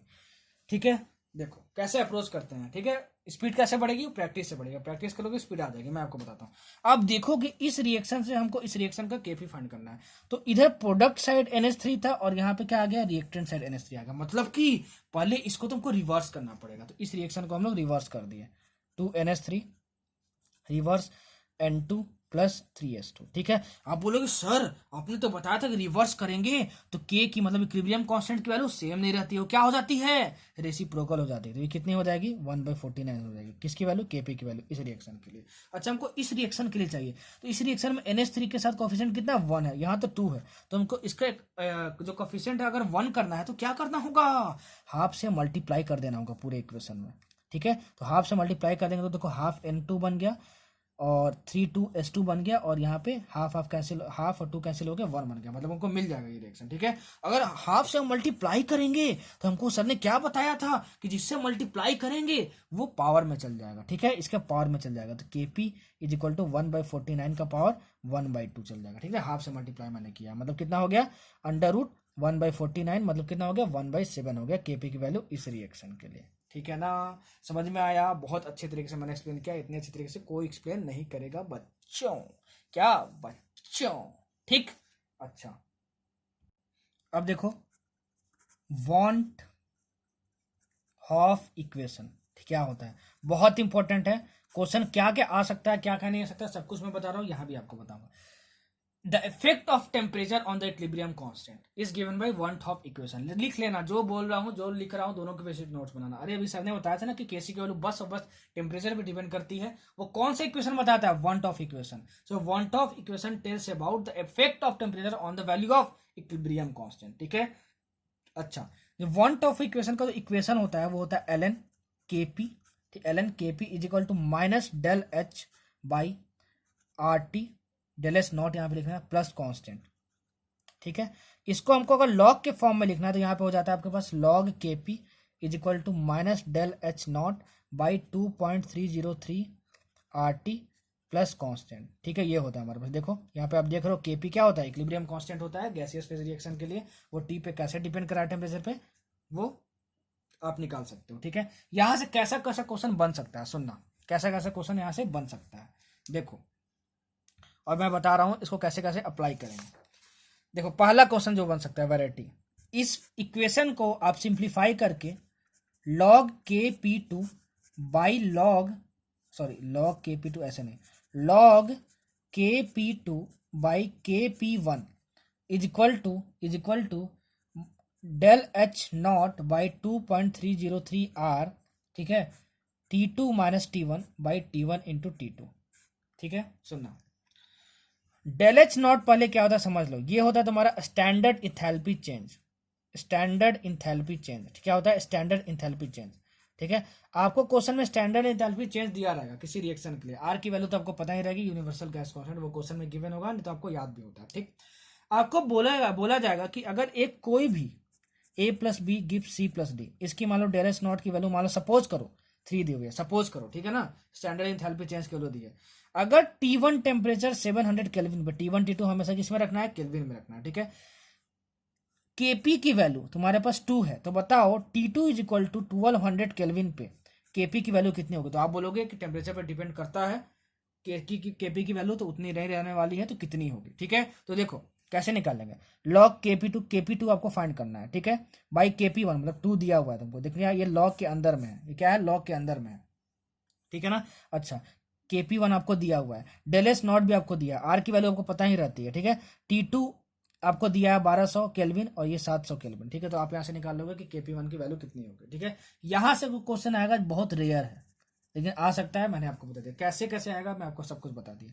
दूसरा, आपको ग्राफ दिया रहेगा ln kp और 1 बाई टेम्परेचर में, ठीक है। ये जो ग्राफ है आपसे पूछेगा बताओ कैसा बनेगा, लीनियर बनेगा कैसा बनेगा, तो ये ग्राफ कुछ ऐसा बनेगा, देखो ये ग्राफ कुछ ऐसा बनेगा, ln kp और 1 बाई टी में, ln kp और 1 बाई टी में ऐसा ग्राफ बनेगा, लीनियर बनेगा, ठीक है। क्या बनेगा, लीनियर बनेगा, ठीक है। ये आपसे पूछेगा, आपसे बोलेगा बताओ ln kp और 1 बाई टी में जब ग्राफ ड्रॉ करेंगे तो इसका स्लोप क्या देगा, स्लोप क्या होता है, मैंने फिजिक्स में पूरा बता दिया, बार बार यहाँ पे टाइम वेस्ट नहीं करूंगा, ठीक है। स्लोप इसका होगा minus del H naught by are,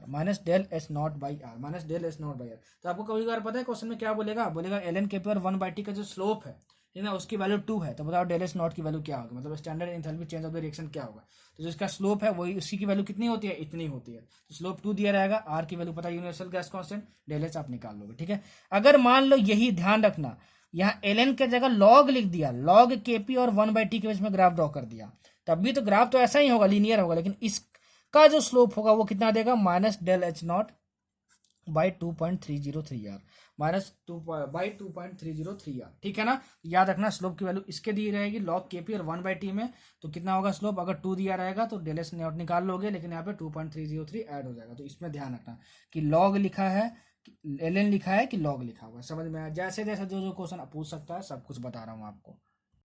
तीसरा चीज, अगर मान लो डेल एच नॉट की वैल्यू 0 है तुम्हारे पास, मतलब standard enthalpy change of the reaction अगर तुमको 0 है, ठीक है ना, क्वेश्चन में गिवन है कि standard enthalpy change of the reaction is 0, मतलब क्या कि नो हीट इज इन्वॉल्व और अब्सॉर्ब्ड इन द रिएक्शन, ये तुमको गिवन है। तो याद रखना कि टेम्परेचर को बढ़ाओ या घटाओ, ठीक है, तुम्हारा जो इक्विलिब्रियम कांस्टेंट इनिशियल था वो फाइनल भी रहने वाला, मतलब इक्विलिब्रियम कांस्टेंट की वैल्यू चेंज नहीं होगी। मतलब आपको बोल दे कि अगर a प्लस बी और c प्लस डी ये तुम्हारे पास रिएक्शन है, इसके लिए जो स्टैंडर्ड एंथैल्पी चेंज की वैल्यू 0 है, तो बताओ T1 टेम्परेचर पे तुम्हारा Kp की वैल्यू 2 था, ठीक है ना, तो बताओ T2 इक्वल टू इतने पे कितना होगा, तो बोलोगे सर जब delta H naught equal to 0 होता है तो ये तो वैल्यू चेंज टेम्परेचर पे नहीं करती है, मतलब कि वैल्यू हमेशा उस समय कितनी रहने वाली है, 2 ही रहने वाली है, ठीक है। अच्छा ये केस था। चौथा चौथा केस क्या है, अगर मान लो क्वेश्चन में गिवन है कि डेल एस की वैल्यू, डेल एस नॉट की वैल्यू पॉजिटिव है, बस क्या है, पॉजिटिव है, बस पॉजिटिव है, तब अगर टेम्परेचर इंक्रीज तुम करोगे, टेम्परेचर अगर तुम इंक्रीज करोगे तो जो इक्विलिब्रियम कांस्टेंट की वैल्यू है, केसी या फिर केपी, दोनों को इक्विलिब्रियम कांस्टेंट ही बोलते हैं, उसकी वैल्यू इंक्रीज करती है।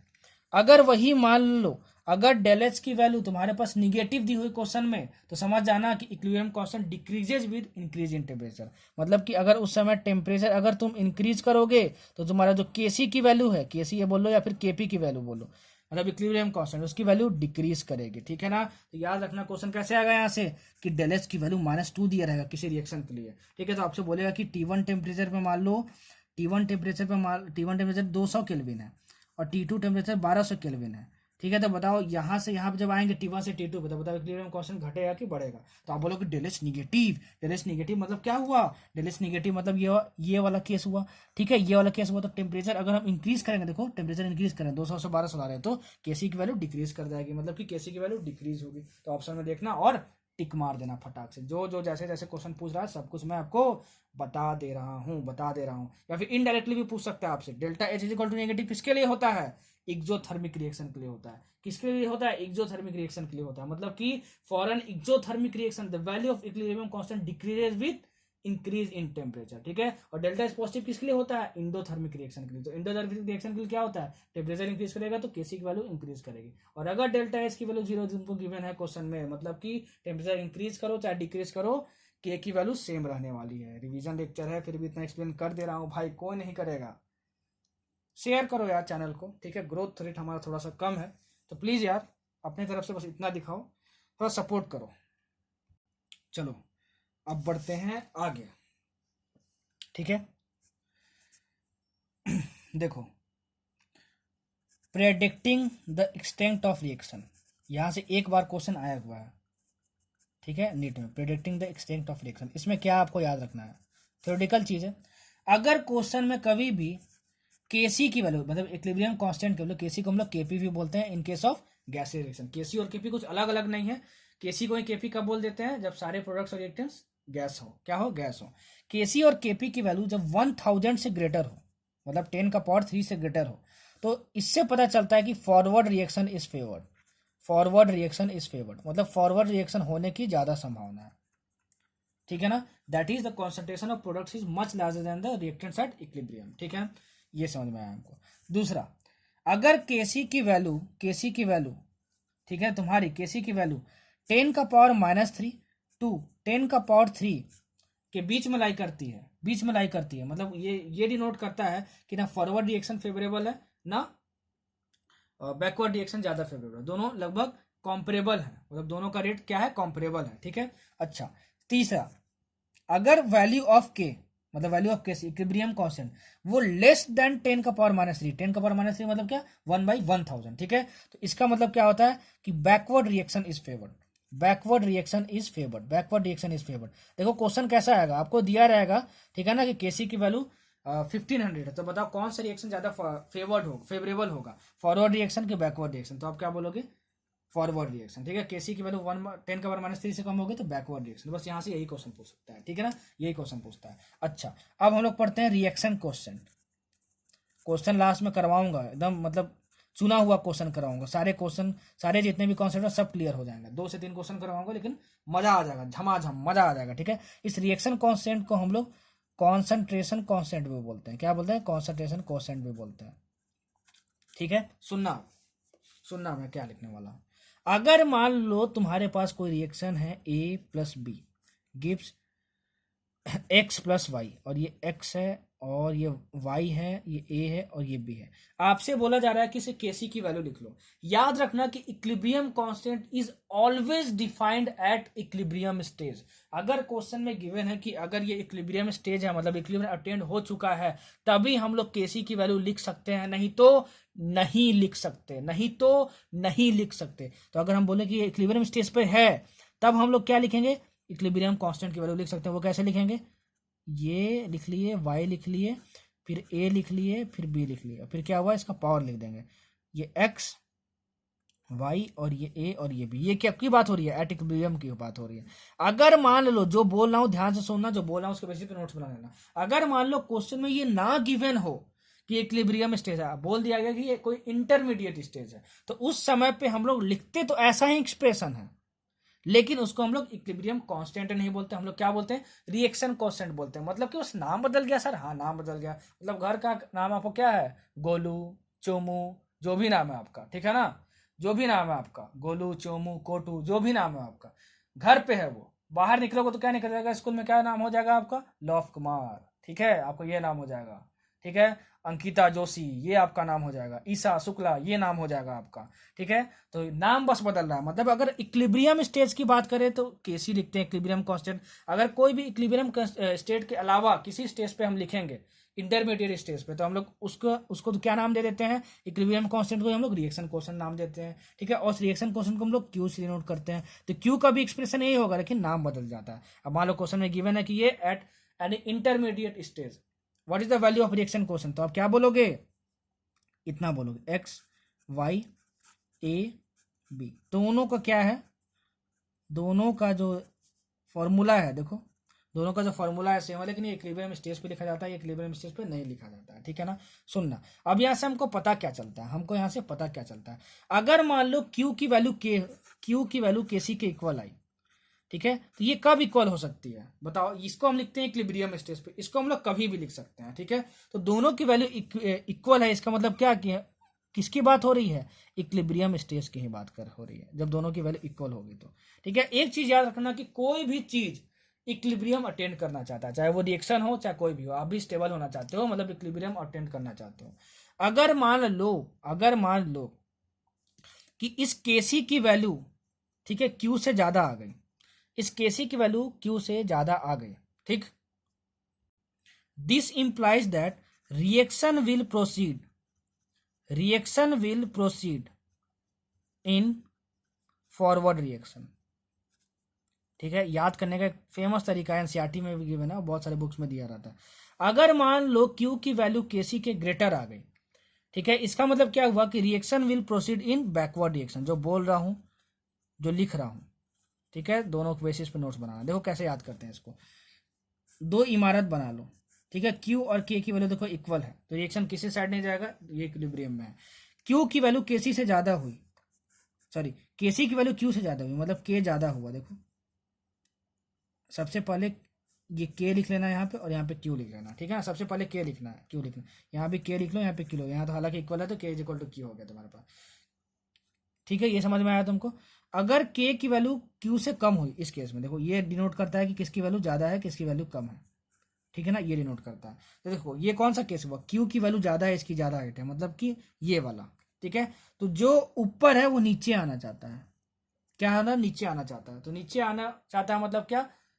बैकवर्ड रिएक्शन ज्यादा फेवरेबल होगा, बैकवर्ड रिएक्शन हो रहा होगा, इतना याद रखना, ठीक है। या फिर मैं ये सब तो याद करता नहीं था, मैं आपको यही बोलूंगा कि बहुत याद रखना बहुत आसान है कि अगर केसी की वैल्यू क्यू से ज्यादा हुई तो रिएक्शन फॉरवर्ड रिएक्शन में होगा, ठीक है। और अगर क्यू की वैल्यू केसी से ज्यादा हुई, क्यू से वैल्यू केसी से ज्यादा हुई, तो बैकवर्ड रिएक्शन ज्यादा फेवरेबल होगा, that is reaction will proceed in backward direction. तो इसको आप इस तरीके से याद कर लो। अगर आप जो मैं ट्रिक की बात कर रहा हूँ वो ट्रिक एनसीईआरटी में दिया हुआ है, उस ट्रिक से आप याद करना चाहते हो तो कर लेना, ठीक है। या फिर कोई और ट्रिक आप खुद से बना लो कि इसको हम कैसे याद रखें कि केसी की वैल्यू क्यू से ज्यादा हो तो रिएक्शन फॉरवर्ड रिएक्शन में होगा, ठीक है, फॉरवर्ड डायरेक्शन में होगा, ठीक है। और जब क्यू की वैल्यू केसी से ज्यादा हो गई तो रिएक्शन कैसे? बैकवर्ड डायरेक्शन में जाएगा। कैसे याद करना है आप जान लो, ठीक है।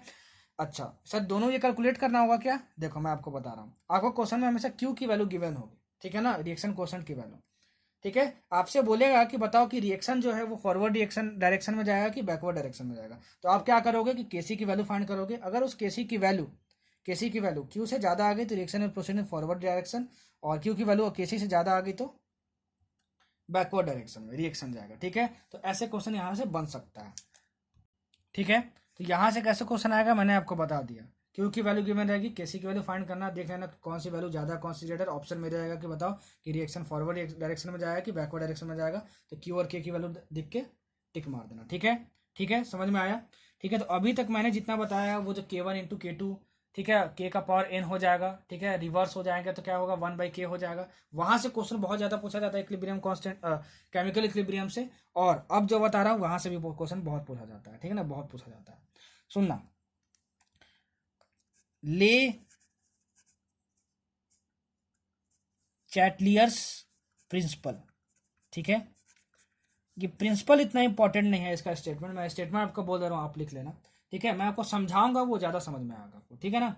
If a system is in equilibrium is subjected to a change of concentration, temperature or pressure, the equilibrium shifts in a direction that tends to undo the effect of the change imposed, ठीक है। बाप रे बाप, क्या बोल दिया sir, अरे भाई चाहता तो रिवीजन कैसे करवा देता, लिख देता कि क्या इफेक्ट पड़ता है, काम खत्म हो जाता, ठीक है, लेकिन मेरा वो तरीका नहीं है, रिवीजन भी मैं थोड़ा अच्छे तरीके से करवाता हूँ, ठीक।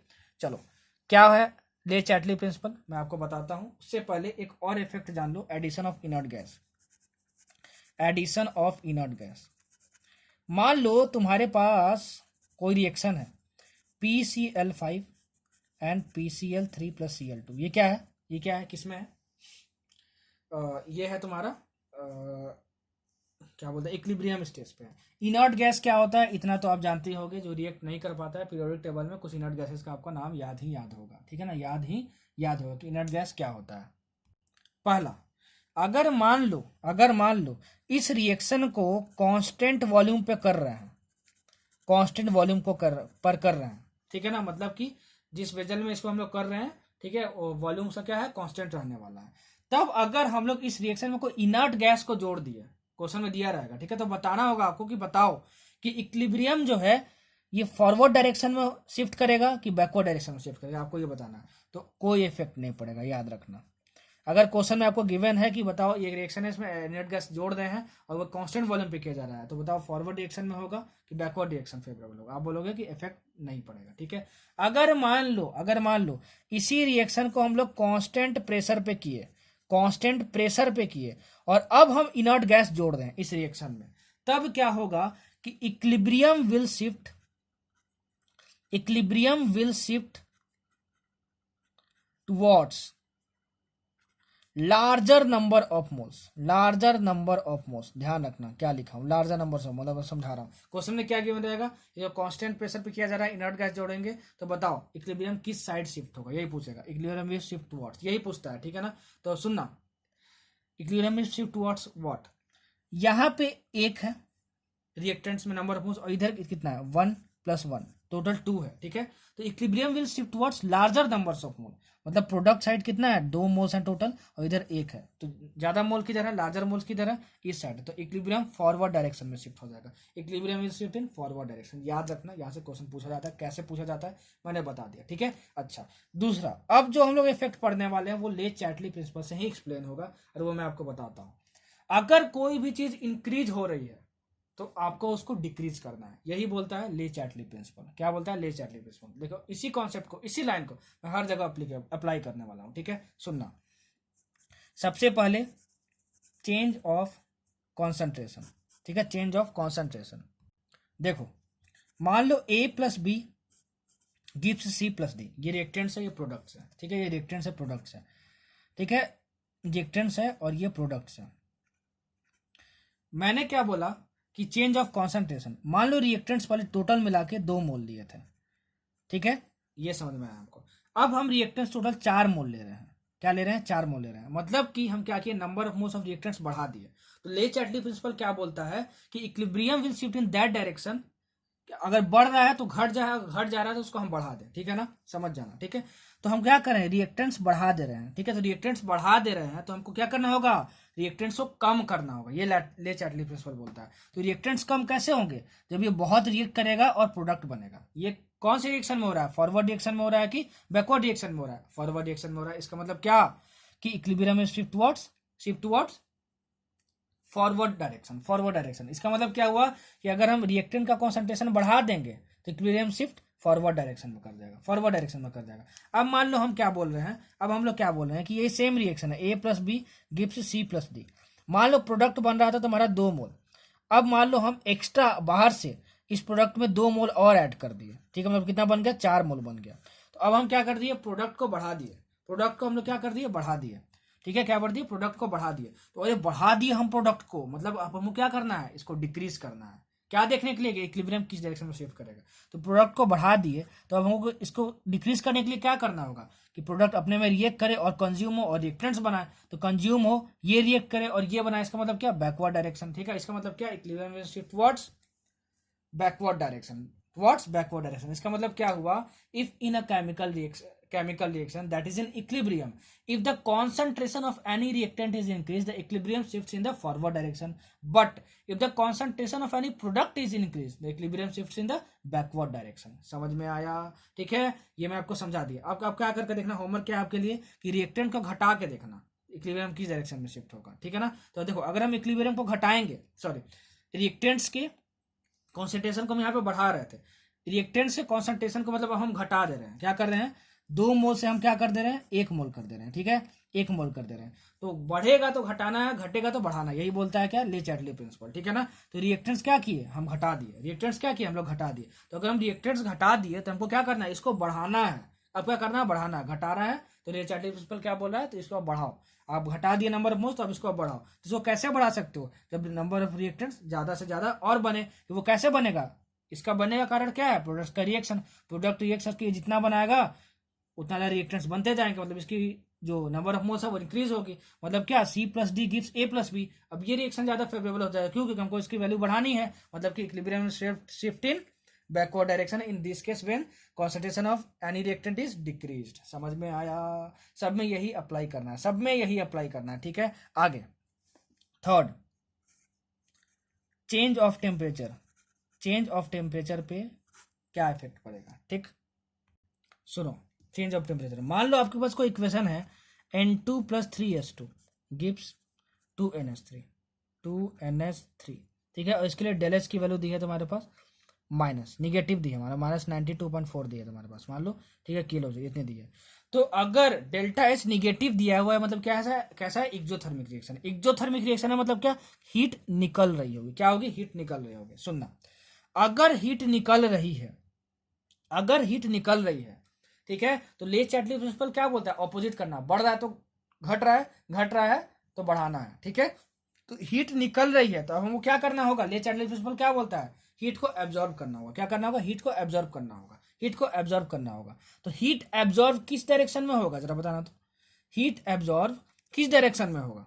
ठीक है, देखो अगर मैं 2NH3 + X हीट लेके ये बनाऊं, रिएक्टेंट्स बनाऊं, तब देखो आपका हीट एब्जॉर्ब हो जाएगा।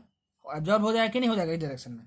इसका मतलब क्या हुआ कि equilibrium is shift in backward direction. Equilibrium is shift in backward direction. Equilibrium is shift in backward direction. ठीक है, दूसरा एग्जांपल हम ले लेते हैं। ठीक है, N2 + O2 गिव्स 2NO।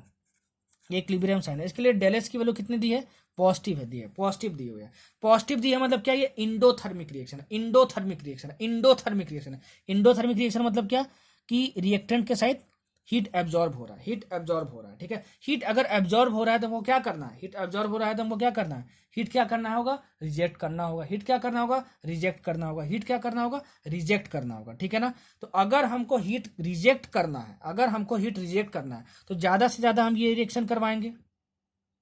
तो यहाँ पे क्या हो रहा है, हीट एब्जॉर्ब हो रहा है। ठीक है, तो हमको क्या करना है, हीट रिजेक्ट करवाना, उसका उल्टा करवाना है। मान लो अब क्वेश्चन में आपको दिया गया है कि टेम्परेचर इंक्रीज कर रहा है, तो अगर हम टेम्परेचर इंक्रीज करेंगे तो इस साइड क्या होगा, इस साइड क्या होगा, जरा बताओ, हीट बढ़ेगा। हीट अगर बढ़ेगा तो हमको क्या करना है, उसको कम करना है। कम कैसे होगा, जब ये और ज्यादा रिएक्ट करेगा और हीट लेगा और ये बन जाएगा। इसका मतलब क्या कि increase of temperature will favour the forward reaction, मतलब इक्विलिब्रियम किस में शिफ्ट हो जाएगा, फॉरवर्ड रिएक्शन में शिफ्ट हो जाएगा। ठीक है, और इसमें क्या हो जाएगा, बैकवर्ड रिएक्शन में शिफ्ट हो जाएगा, बैकवर्ड डायरेक्शन में शिफ्ट हो जाएगा। समझ में आया, सब कुछ मैंने अच्छे से क्लियर कर दिया। मतलब कि अगर हीट एब्जॉर्ब हो रही है तो आपको हीट रिजेक्ट करवाना है। अगर हीट अगर इंक्रीज कर रही है, ठीक है, तो हीट क्या करना है, रिजेक्ट करवाना है।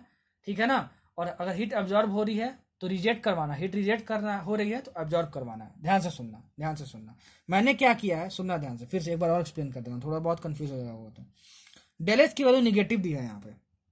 ठीक है, इसका मतलब कि यहाँ पे क्या हो रहा है, हीट निकल रही है, हीट यहाँ पे निकल रही है, इतना हमको समझ में आया।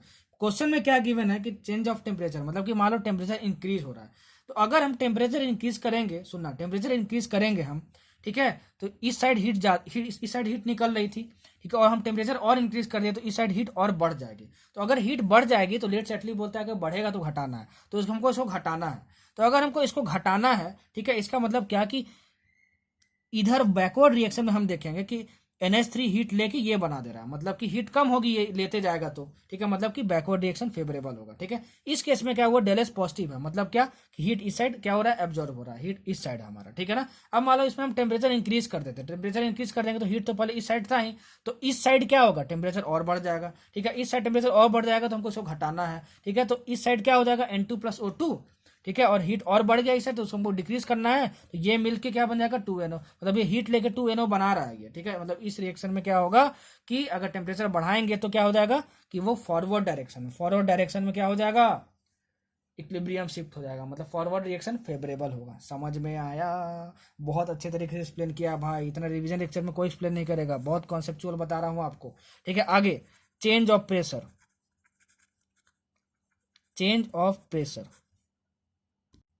अगर मान लो तुम्हारे पास कोई रिएक्शन है A+B गिव्स C+D, ये रिएक्शन है, तो सबसे पहले देखो अगर प्रेशर चेंज की बात कर रहा है कि अगर प्रेशर चेंज होगा तो बताओ कि इक्विलिब्रियम किस डायरेक्शन में शिफ्ट होगा, मतलब फॉरवर्ड में कि बैकवर्ड में। तो सबसे पहले प्रेशर का इफेक्ट देखने के लिए आप क्या करना कि डेल्टा एन निकाल लेना, क्या निकालना, डेल्टा एन निकाल लेना, डेल्टा एन जी निकाल लेना, ठीक है ना। तो कितना आ जाएगा 1+1 -1+1 मतलब 0 आ जाएगा। अगर डेल्टा एन जी 0 आया, मतलब change in number of mole 0 आया, तो प्रेशर के चेंज का कोई भी इफेक्ट नहीं पड़ेगा, मतलब कि ना फॉरवर्ड रिएक्शन पे इफेक्ट पड़ेगा ना बैकवर्ड रिएक्शन पे इफेक्ट पड़ेगा। समझ में आया? बहुत इंपॉर्टेंट पॉइंट है, बहुत इंपॉर्टेंट पॉइंट है। मतलब change in number of moles अगर 0 आया तो समझ आना कि प्रेशर का कोई भी इफेक्ट नहीं पड़ेगा, ठीक है। समझ में आया आपको?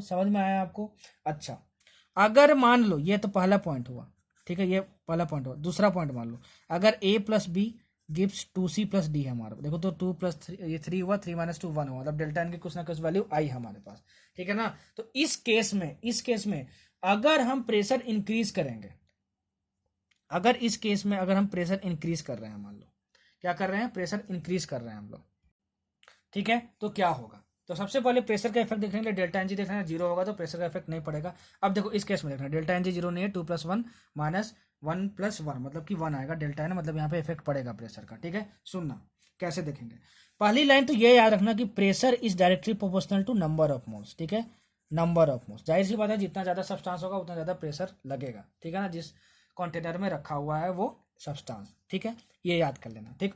अगर हम प्रेशर बढ़ा दिए, ठीक है, तो अगर हम प्रेशर बढ़ाएंगे तो बताओ किस साइड ज्यादा प्रेशर इंक्रीज होगा, जरा बताना। तो अब इस साइड इंक्रीज होगा कि इस साइड इंक्रीज होगा, तो नंबर ऑफ मोल्स इधर टोटल कितना है 3 है, इधर 2 है, मतलब इस साइड प्रेशर ज्यादा इंक्रीज हो जाएगा, ठीक है। तो ले चैटली क्या बोलता है, जो बढ़ेगा उसको घटाना है, जिस साइड बढ़ेगा उसको घटाना है। तो इस साइड प्रेशर बढ़ गया तो इसको हमको घटाना है, तो अगर हम नंबर ऑफ मोल्स घटा देंगे तो हमको प्रेशर भी कम मिल जाएगा, ठीक है, क्योंकि इसके डायरेक्टली प्रोपोर्शनल होता है। तो इसके मोल्स को हमको घटाना है, तो अगर इसके मोल्स को हमको घटाना है तो हम क्या करेंगे कि ज्यादा से ज्यादा रिएक्ट करेंगे, ठीक है, प्रोडक्ट्स को, ताकि ये कम हो जाए और नंबर ऑफ मोल्स कम हो जाए और ये ज्यादा बने, मतलब कि जो बैकवर्ड रिएक्शन है वो फेवरेबल होगा, मतलब equilibrium will shift in backward direction. समझ में आया? अगर मान लो इसी केस में हम क्या करते, पी डिक्रीज करते, प्रेशर डिक्रीज करते, क्या करते हम लोग, प्रेशर डिक्रीज करते,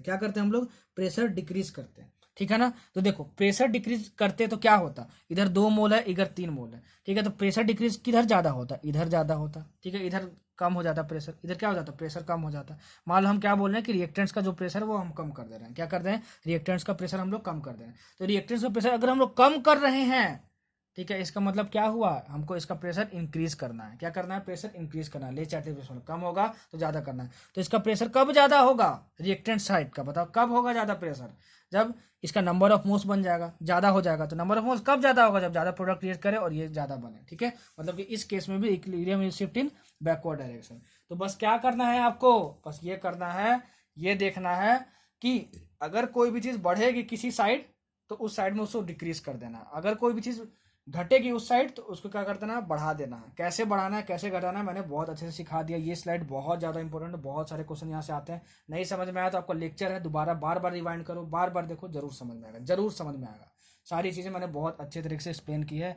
अब ये केमिकल इक्विलिब्रियम पूरा कंप्लीट हो गया। कुछ क्वेश्चन मैं 2-3 करवाता हूँ ताकि आपका ज़्यादा से ज़्यादा कॉन्सेप्ट क्लियर हो जाए और आप प्रीवियस ईयर बना पाओ। आप बोलोगे सर डिग्री ऑफ डिसोसिएशन नहीं पढ़ा है, क्या होता है? वो मैं आयनिक इक्विलिब्रियम में कवर करूँगा। ठीक, चलो 2-3 आप क्वेश्चन देख लेते हैं अच्छे अच्छे। ठीक, चलो पहला क्वेश्चन लेते हैं। क्वेश्चन ध्यान से सुनना। तो क्वेश्चन गिवन है कि N2 गैस है प्लस 3S2 गैस है और ये इक्विलिब्रियम पे है, 2NH3 है ये। ठीक है, आपको दिया हुआ है कि partial pressure of N2, partial pressure N2 का तुमको गिवन है कितना, 0.80 एटमॉस्फेयर। पार्शियल प्रेशर ऑफ तुमको S2 गिवन है हाइड्रोजन, वो कितना गिवन है, 0.40 atmosphere at equilibrium. Total pressure of system तुमको गिवन है, ऐसा क्वेश्चन बहुत पूछा जाता है इसलिए मैंने इस क्वेश्चन को लिया है। टोटल प्रेशर ऑफ सिस्टम जो है वो आपको गिवन है 2.80 एटमॉस्फेयर।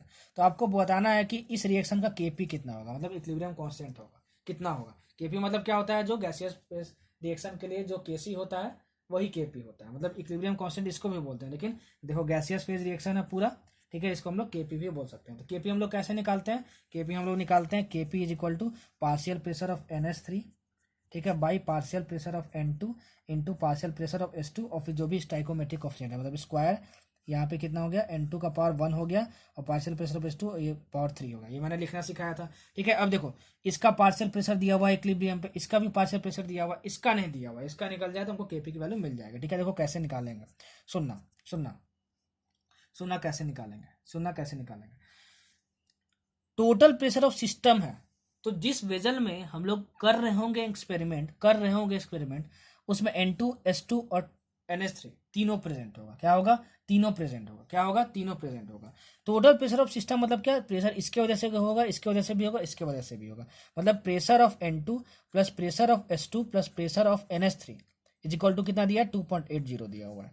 तो प्रेशर ऑफ N2 और S2 रखो, इतना इतना रखो, 0.80 प्लस 0.40, तो प्रेशर ऑफ NH3 मिल जाएगा। उसकी वैल्यू कितनी आ जाएगी आपके पास, उसके पास आ जाएगी 1.60, 2.80 माइनस 0.40, यस 1.60, ठीक है, 1.60 एटमॉस्फेयर। ठीक है, तो आपको इसमें मिल गई। तो केपी की वैल्यू कितनी हो जाएगी, 1.60 का whole square by pressure of N2 मतलब कितना, 0.80 इंटू कितना हो जाएगा, 0.40 का होल क्यूब। तो आपको केपी की वैल्यू मिल जाएगी, इसको सॉल्व कर देना, आपके पास 50 आ जाएगा। ठीक है ना, 1.60 का होल स्क्वायर बाय 0.80 इंटू 0.40 का होल क्यूब। ठीक है, तो केपी आप ऐसे निकाल लोगे। ठीक है ना, समझ में आया था टोटल प्रेशर ऑफ सिस्टम को हम लोग कैसे यूज करते हैं। चलो नेक्स्ट क्वेश्चन देखते हैं, सुनना ध्यान से क्वेश्चन में क्या था।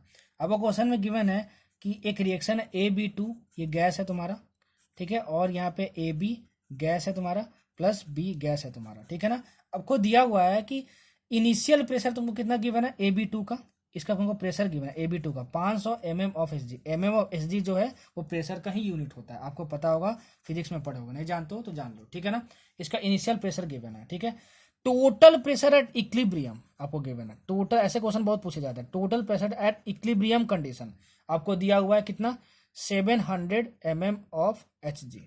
आपको बोला गया है कि इस रिएक्शन के लिए केपी निकालो, केपी की वैल्यू कितनी होगी, आपसे ये पूछा गया है। ठीक है, तो देखो ऐसे क्वेश्चन कैसे अप्रोच करते हैं। इसका इनिशियल प्रेशर दिया हुआ है, ठीक है, इनिशियल प्रेशर मतलब जब ये लिया गया था और रिएक्शन शुरू नहीं हुआ था। जब रिएक्शन शुरू हो गया तो कुछ देर बाद ये इक्विलिब्रियम पे आएगा, हमको ये समझ में आया है, इक्विलिब्रियम पे आएगा।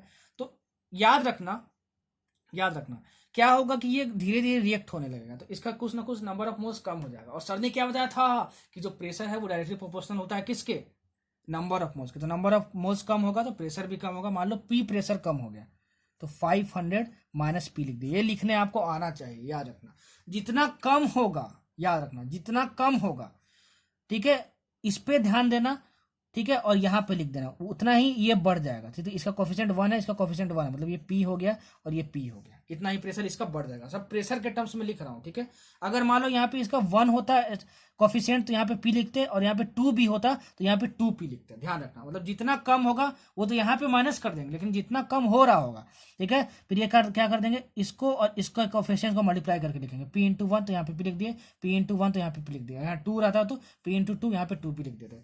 एट इक्विलिब्रियम की अब ये बात लिख देते हैं, एट इक्विलिब्रियम ये होगा हमारा। ये स्टेप बता रहा हूं आपको, बहुत सारे बच्चों को नहीं आता है। ठीक है ना, समझ में आया। अच्छा, अब केपी की वैल्यू क्या होगी, केपी की वैल्यू क्या होगी, तो केपी की वैल्यू मैं लिखूंगा कितना, केपी की वैल्यू लिखूंगा A B, P of A B, ठीक है, कितना लिखूंगा, पी ऑफ ए बी का पावर इसका कोफिशिएंट मतलब 1 into P pressure of B का पावर मतलब कितना 1, ठीक है, बाई कितना प्रेशर ऑफ AB2 और इसका कोफिशिएंट मतलब कितना 1, तो इतना ही आ जाएगा तुम्हारा, ठीक है। और याद रखना कि ये इनिशियल प्रेशर आपको गिवन है, ठीक है। केपी में ये जो प्रेशर लिखते हैं ना वो एट इक्विलिब्रियम लिखते हैं, याद रखना एट इक्विलिब्रियम लिखते हैं। तो एट इक्विलिब्रियम इसका प्रेशर इतना है, तो हम पी की वैल्यू कैसे फाइंड करें, पी की वैल्यू हमको मिल जाए तो मजा आ जाए। देखो टोटल प्रेशर एट इक्विलिब्रियम दिया हुआ है, तो टोटल प्रेशर मतलब क्या हुआ, इसका प्रेशर और इसका प्रेशर मिला के मतलब क्या हुआ 500 minus P pressure plus P मतलब कितना हो जाएगा, एक पी कैंसिल हो जाएगा और ये 500 प्लस पी आ जाएगा। मतलब कितना हुआ कि 500 plus P is equal to total pressure कितना गिवन है 700 गिवन है। मतलब पी इज इक्वल टू तुम्हारे पास कितना हो गया, पी की वैल्यू तुम्हारे पास आ गई 200 mm of Hg, 200 mm of Hg, 200 mm of Hg, ठीक है। इतना समझ में आया, ये यूनिट है प्रेशर का, ठीक है। तो अब क्या करना कि तुम्हारा P ऑफ AB2 कितना आ जाएगा, P ऑफ AB2 तुम्हारा आ जाएगा 500 माइनस पी कितना मतलब 300 आ जाएगा तुम्हारे पास, ठीक है ना, 300 आ जाएगा। तो यहाँ 300 रख देना और इसका कितना आ जाएगा, पी की वैल्यू कितनी आएगा 200 और इसकी 200 आएगी। मतलब यहाँ पे 200 इंटू 200 मतलब 200 इंटू 200 बाई 300 करना है, तो कितना आ जाएगा सॉल्व करना 133.3 आएगा तुम्हारा आंसर, ठीक है ना। निकाल लेना, जो स्टेप था मैंने आपको बता दिया और सिखा दिया। बहुत सारे क्वेश्चन ऐसे पूछे जाते हैं इसलिए मैंने आपको बताया, ठीक है। कैसे total pressure of at equilibrium दिया हो तो इनिशियल प्रेशर इसका गिवन हो तो कैसे कम करते हैं और कैसे लिखते हैं। यहाँ पे अगर 2 होता है तो क्या करते हैं, अगर इसमें पी कम हो रहा है हमेशा पी कम करके देखेंगे, ठीक है ना। तो यहाँ पे पी इंक्रीज होगा और यहाँ पे 2 कोफिशिएंट रहता तो क्या करते हैं, यहाँ पे p इंटू 2 करते हैं और यहाँ पे 2p लिखते हैं, ठीक है। यहाँ पे 1 था तो p इंटू 1 p लिखे, p इंटू 1 p लिखे, समझ में आया, ठीक है। लिखना आपको आना चाहिए। एक क्वेश्चन और देखो, ठीक है, एक क्वेश्चन और देखो, सब कुछ सिखा दूंगा यार, कुछ भी छोड़ूंगा नहीं। देखो एक क्वेश्चन और, क्वेश्चन में आपको क्या गिवन है एक रिएक्शन है CO plus H2O, CO2 plus H2, सारे गैस फॉर्म में है और Kc की वैल्यू गिवन है तुमको 4.24, ठीक है 4.24, ठीक है। आपको इनिशियल कॉन्सेंट्रेशन दिया हुआ है CO एंड H2O का, CO एंड H2O का इनिशियल कॉन्सेंट्रेशन दिया हुआ, वो कितना दिया हुआ तुम्हारा 0.10 मोलर, इसके पास भी कितना दिया हुआ है 0.10 मोलर, ये गिवन है। और ये मोलैरिटी दिया हुआ है और ब्रैकेट में लिखा हुआ है, इसका मतलब कि एक्टिव मास दिया हुआ है आपको, क्या दिया हुआ है एक्टिव मास दिया हुआ है आपको, क्या दिया हुआ है एक्टिव मास दिया हुआ है आपको, ठीक है, समझ में आया। अच्छा तो आपसे क्वेश्चन में क्या पूछा सुनना, calculate equilibrium concentration of CO2 H2 CO and H2O, मतलब इन चारों का इक्विलिब्रियम कॉन्सेंट्रेशन बताना है। इक्विलिब्रियम कॉन्सेंट्रेशन मतलब क्या कि एट इक्विलिब्रियम सबका मोलैरिटी कितना होगा, कॉन्सेंट्रेशन कितना होगा, आपको यह बताना है, ठीक है। अच्छा तो सर ये दिया तो है, अरे भाई ये इनिशियली दिया हुआ है, ठीक है ना, मतलब कि जब प्रोडक्ट्स नहीं बने थे तो इक्विलिब्रियम स्टेज ऑब्टेन नहीं हुआ था तो, ठीक है ना। तो कैसे करेंगे, देखो CO plus H2O gives CO2 plus H2, जैसे हम लोग पार्शियल प्रेशर के लिए अप्रोच करते थे वैसे हम लोग मोलैरिटी के लिए भी अप्रोच करेंगे। इसका इनिशियल कितना दिया हुआ है 0.10 और इसका भी दिया है 0.10, कितना दिया है 0.10 दिया हुआ है, 0.10 दिया हुआ है, ठीक है ना, 0.10 दिया हुआ है। इसका कितना कोफिशिएंट है 1 है, इसका भी 1 है, इसका भी 1 है, इसका भी 1 है, ठीक है। तो अब हम रिएक्शन स्टार्ट करते हैं, इनिशियल इतना कॉन्सेंट्रेशन लेके, तो क्या होगा ये दोनों रिएक्ट करेंगे तो इसका नंबर ऑफ मोल्स घटेगा, ठीक है ना। तो पहले इसका मोलैरिटी दिया है, ठीक है, मोलैरिटी दिया हुआ है तो मोलैरिटी घटेगा तो -x कर दिया, ठीक है। तो इसमें भी -x ही होगा क्योंकि इसका कोफिशिएंट कितना है ये। सबसे पहले क्या करना, इसमें लिखना -x, उसके बाद आगे जिसका भी लिखोगे उसके कोफिशिएंट से मल्टीप्लाई करके लिखना, तो x इंटू 1 हुआ तो यहाँ पे x को दोनों घटेंगे इसलिए -x लिख दिया।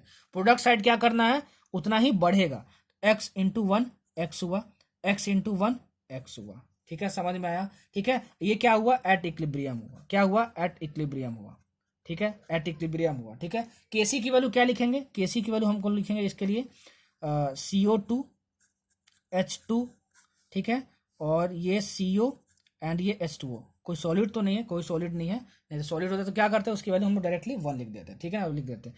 Kc की वैल्यू क्यों लिख रहा हूँ मैं, क्योंकि आपको क्वेश्चन में गिवन है, तो 4.24 गिवन है आपको। तो CO2 कितना हो गया तुम्हारे पास x हो गया इंटू x हो गया, ये क्या है सब मोलर में तो गिवन है, ये मोलर में ही है, ठीक है ना, मतलब मोलैरिटी में ही है ये, ठीक है, बाई क्या कर देंगे यहाँ पे बताओ 0.10 माइनस एक्स और 0.10 माइनस एक्स, सबका जो कॉफिशिएंट है वो 1 है इसलिए सबका पावर 1 है, 1 इसलिए मैं यहाँ पे नहीं लिखा, ठीक है ना, समझ में आया। इसको आप सॉल्व करना, ठीक है ना, इसको आप सॉल्व करोगे तो आपके पास जो x की वैल्यू है, x की वैल्यू है वो कितनी आएगी 0.067 आएगी, ठीक है ना, ये x की वैल्यू आई।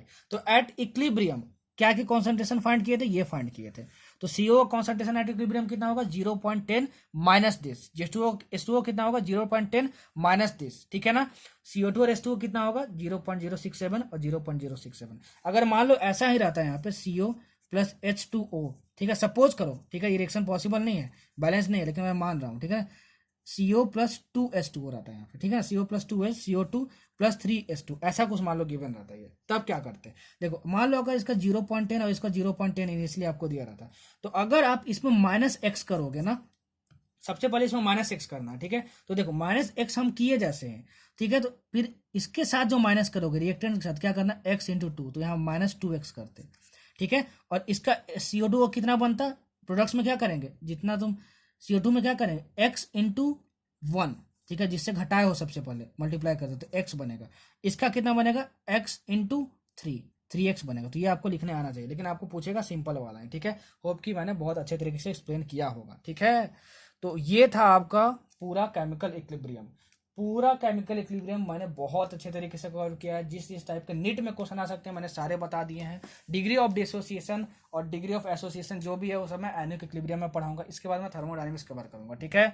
सारे आपके जितने भी क्वेश्चन है केमिकल इक्विलिब्रियम के बन जाएंगे अगर आप बहुत अच्छे से सुने होगे, जो बोला हूँ जो लिखा हूँ दोनों के बेसिस पे अगर आप नोट्स बनाए होगे तो जरूर बनेगा, ठीक है। ऐसा रिवीजन कोई भी नहीं करवाता है। पूरे यूट्यूब पे देख लेना यार, 10 फार्मूला लिख के बस बोल के को 10 क्वेश्चन करवा के चल देते हैं, ठीक है। और उसके बाद फिर आप वहाँ देख भी लेते हो, आपका टाइम भी वेस्ट हो जाता है और फिर घाटा में आप रहते हो। तो क्या देखना है लाइफ में क्या नहीं देखना है वो आप डिसाइड करो, मैं आप पे छोड़ता हूँ, मैं बस एडवाइस कर सकता हूँ, आई एम अ टीचर, ठीक है। क्या देखना है क्या नहीं देखना आप डिसाइड करो। अब मैं आपसे रिक्वेस्ट कर रहा हूँ इस टाइम पे कोई टाइम टेबल वाला यार फंडा मत लगाना। मैं समझा दिया हूँ वीडियो के शुरू में ही, अगर आप ऐसा कुछ करते हो तो आप खुद के लिए खुद जिम्मेदार होगे, लेकिन मैं आपको ऐसा रिकमेंड नहीं करूँगा। वीडियो देखने से कुछ स्ट्रैटेजी और ये सब कुछ नहीं बनती, खुद को समझने से होती है। खुद को समझो कि तुम कहाँ वीक हो कहाँ पे स्ट्रांग हो, उसके बेसिस पे खुद से टाइम टेबल बनाओ, ठीक है। कहीं भी टाइम वेस्ट मत करो। 20-25 दिन बचे हैं यार, डॉक्टर बन जाओगे, ज़िंदगी बन जाएगी, ठीक है। आप भी मुझे कभी याद कर लोगे, मैं भी आपको कभी याद कर लूँगा। और मैं दिल से चाहता हूँ कि आप सब कोई बहुत अच्छे मार्क्स लाओ नीट में, और जिस दिन नीट एग्जाम दे के आओ बोलो कमेंट्स में कि लो सर आपकी कही गई बात सच हो गई, मैंने बहुत अच्छा स्कोर किया और आपको फॉलो किया। उस दिन यार जो दिल को तसल्ली मिलती है, दिल को खुशी मिलती है ना, वो दैट इज़ इनकम्पेरेबल। और वो खुशी मैं चाहता हूँ और प्लीज़ दे देना, ठीक है। मुझे पता है आप लोग खूब मेहनत कर रहे हो, ठीक है।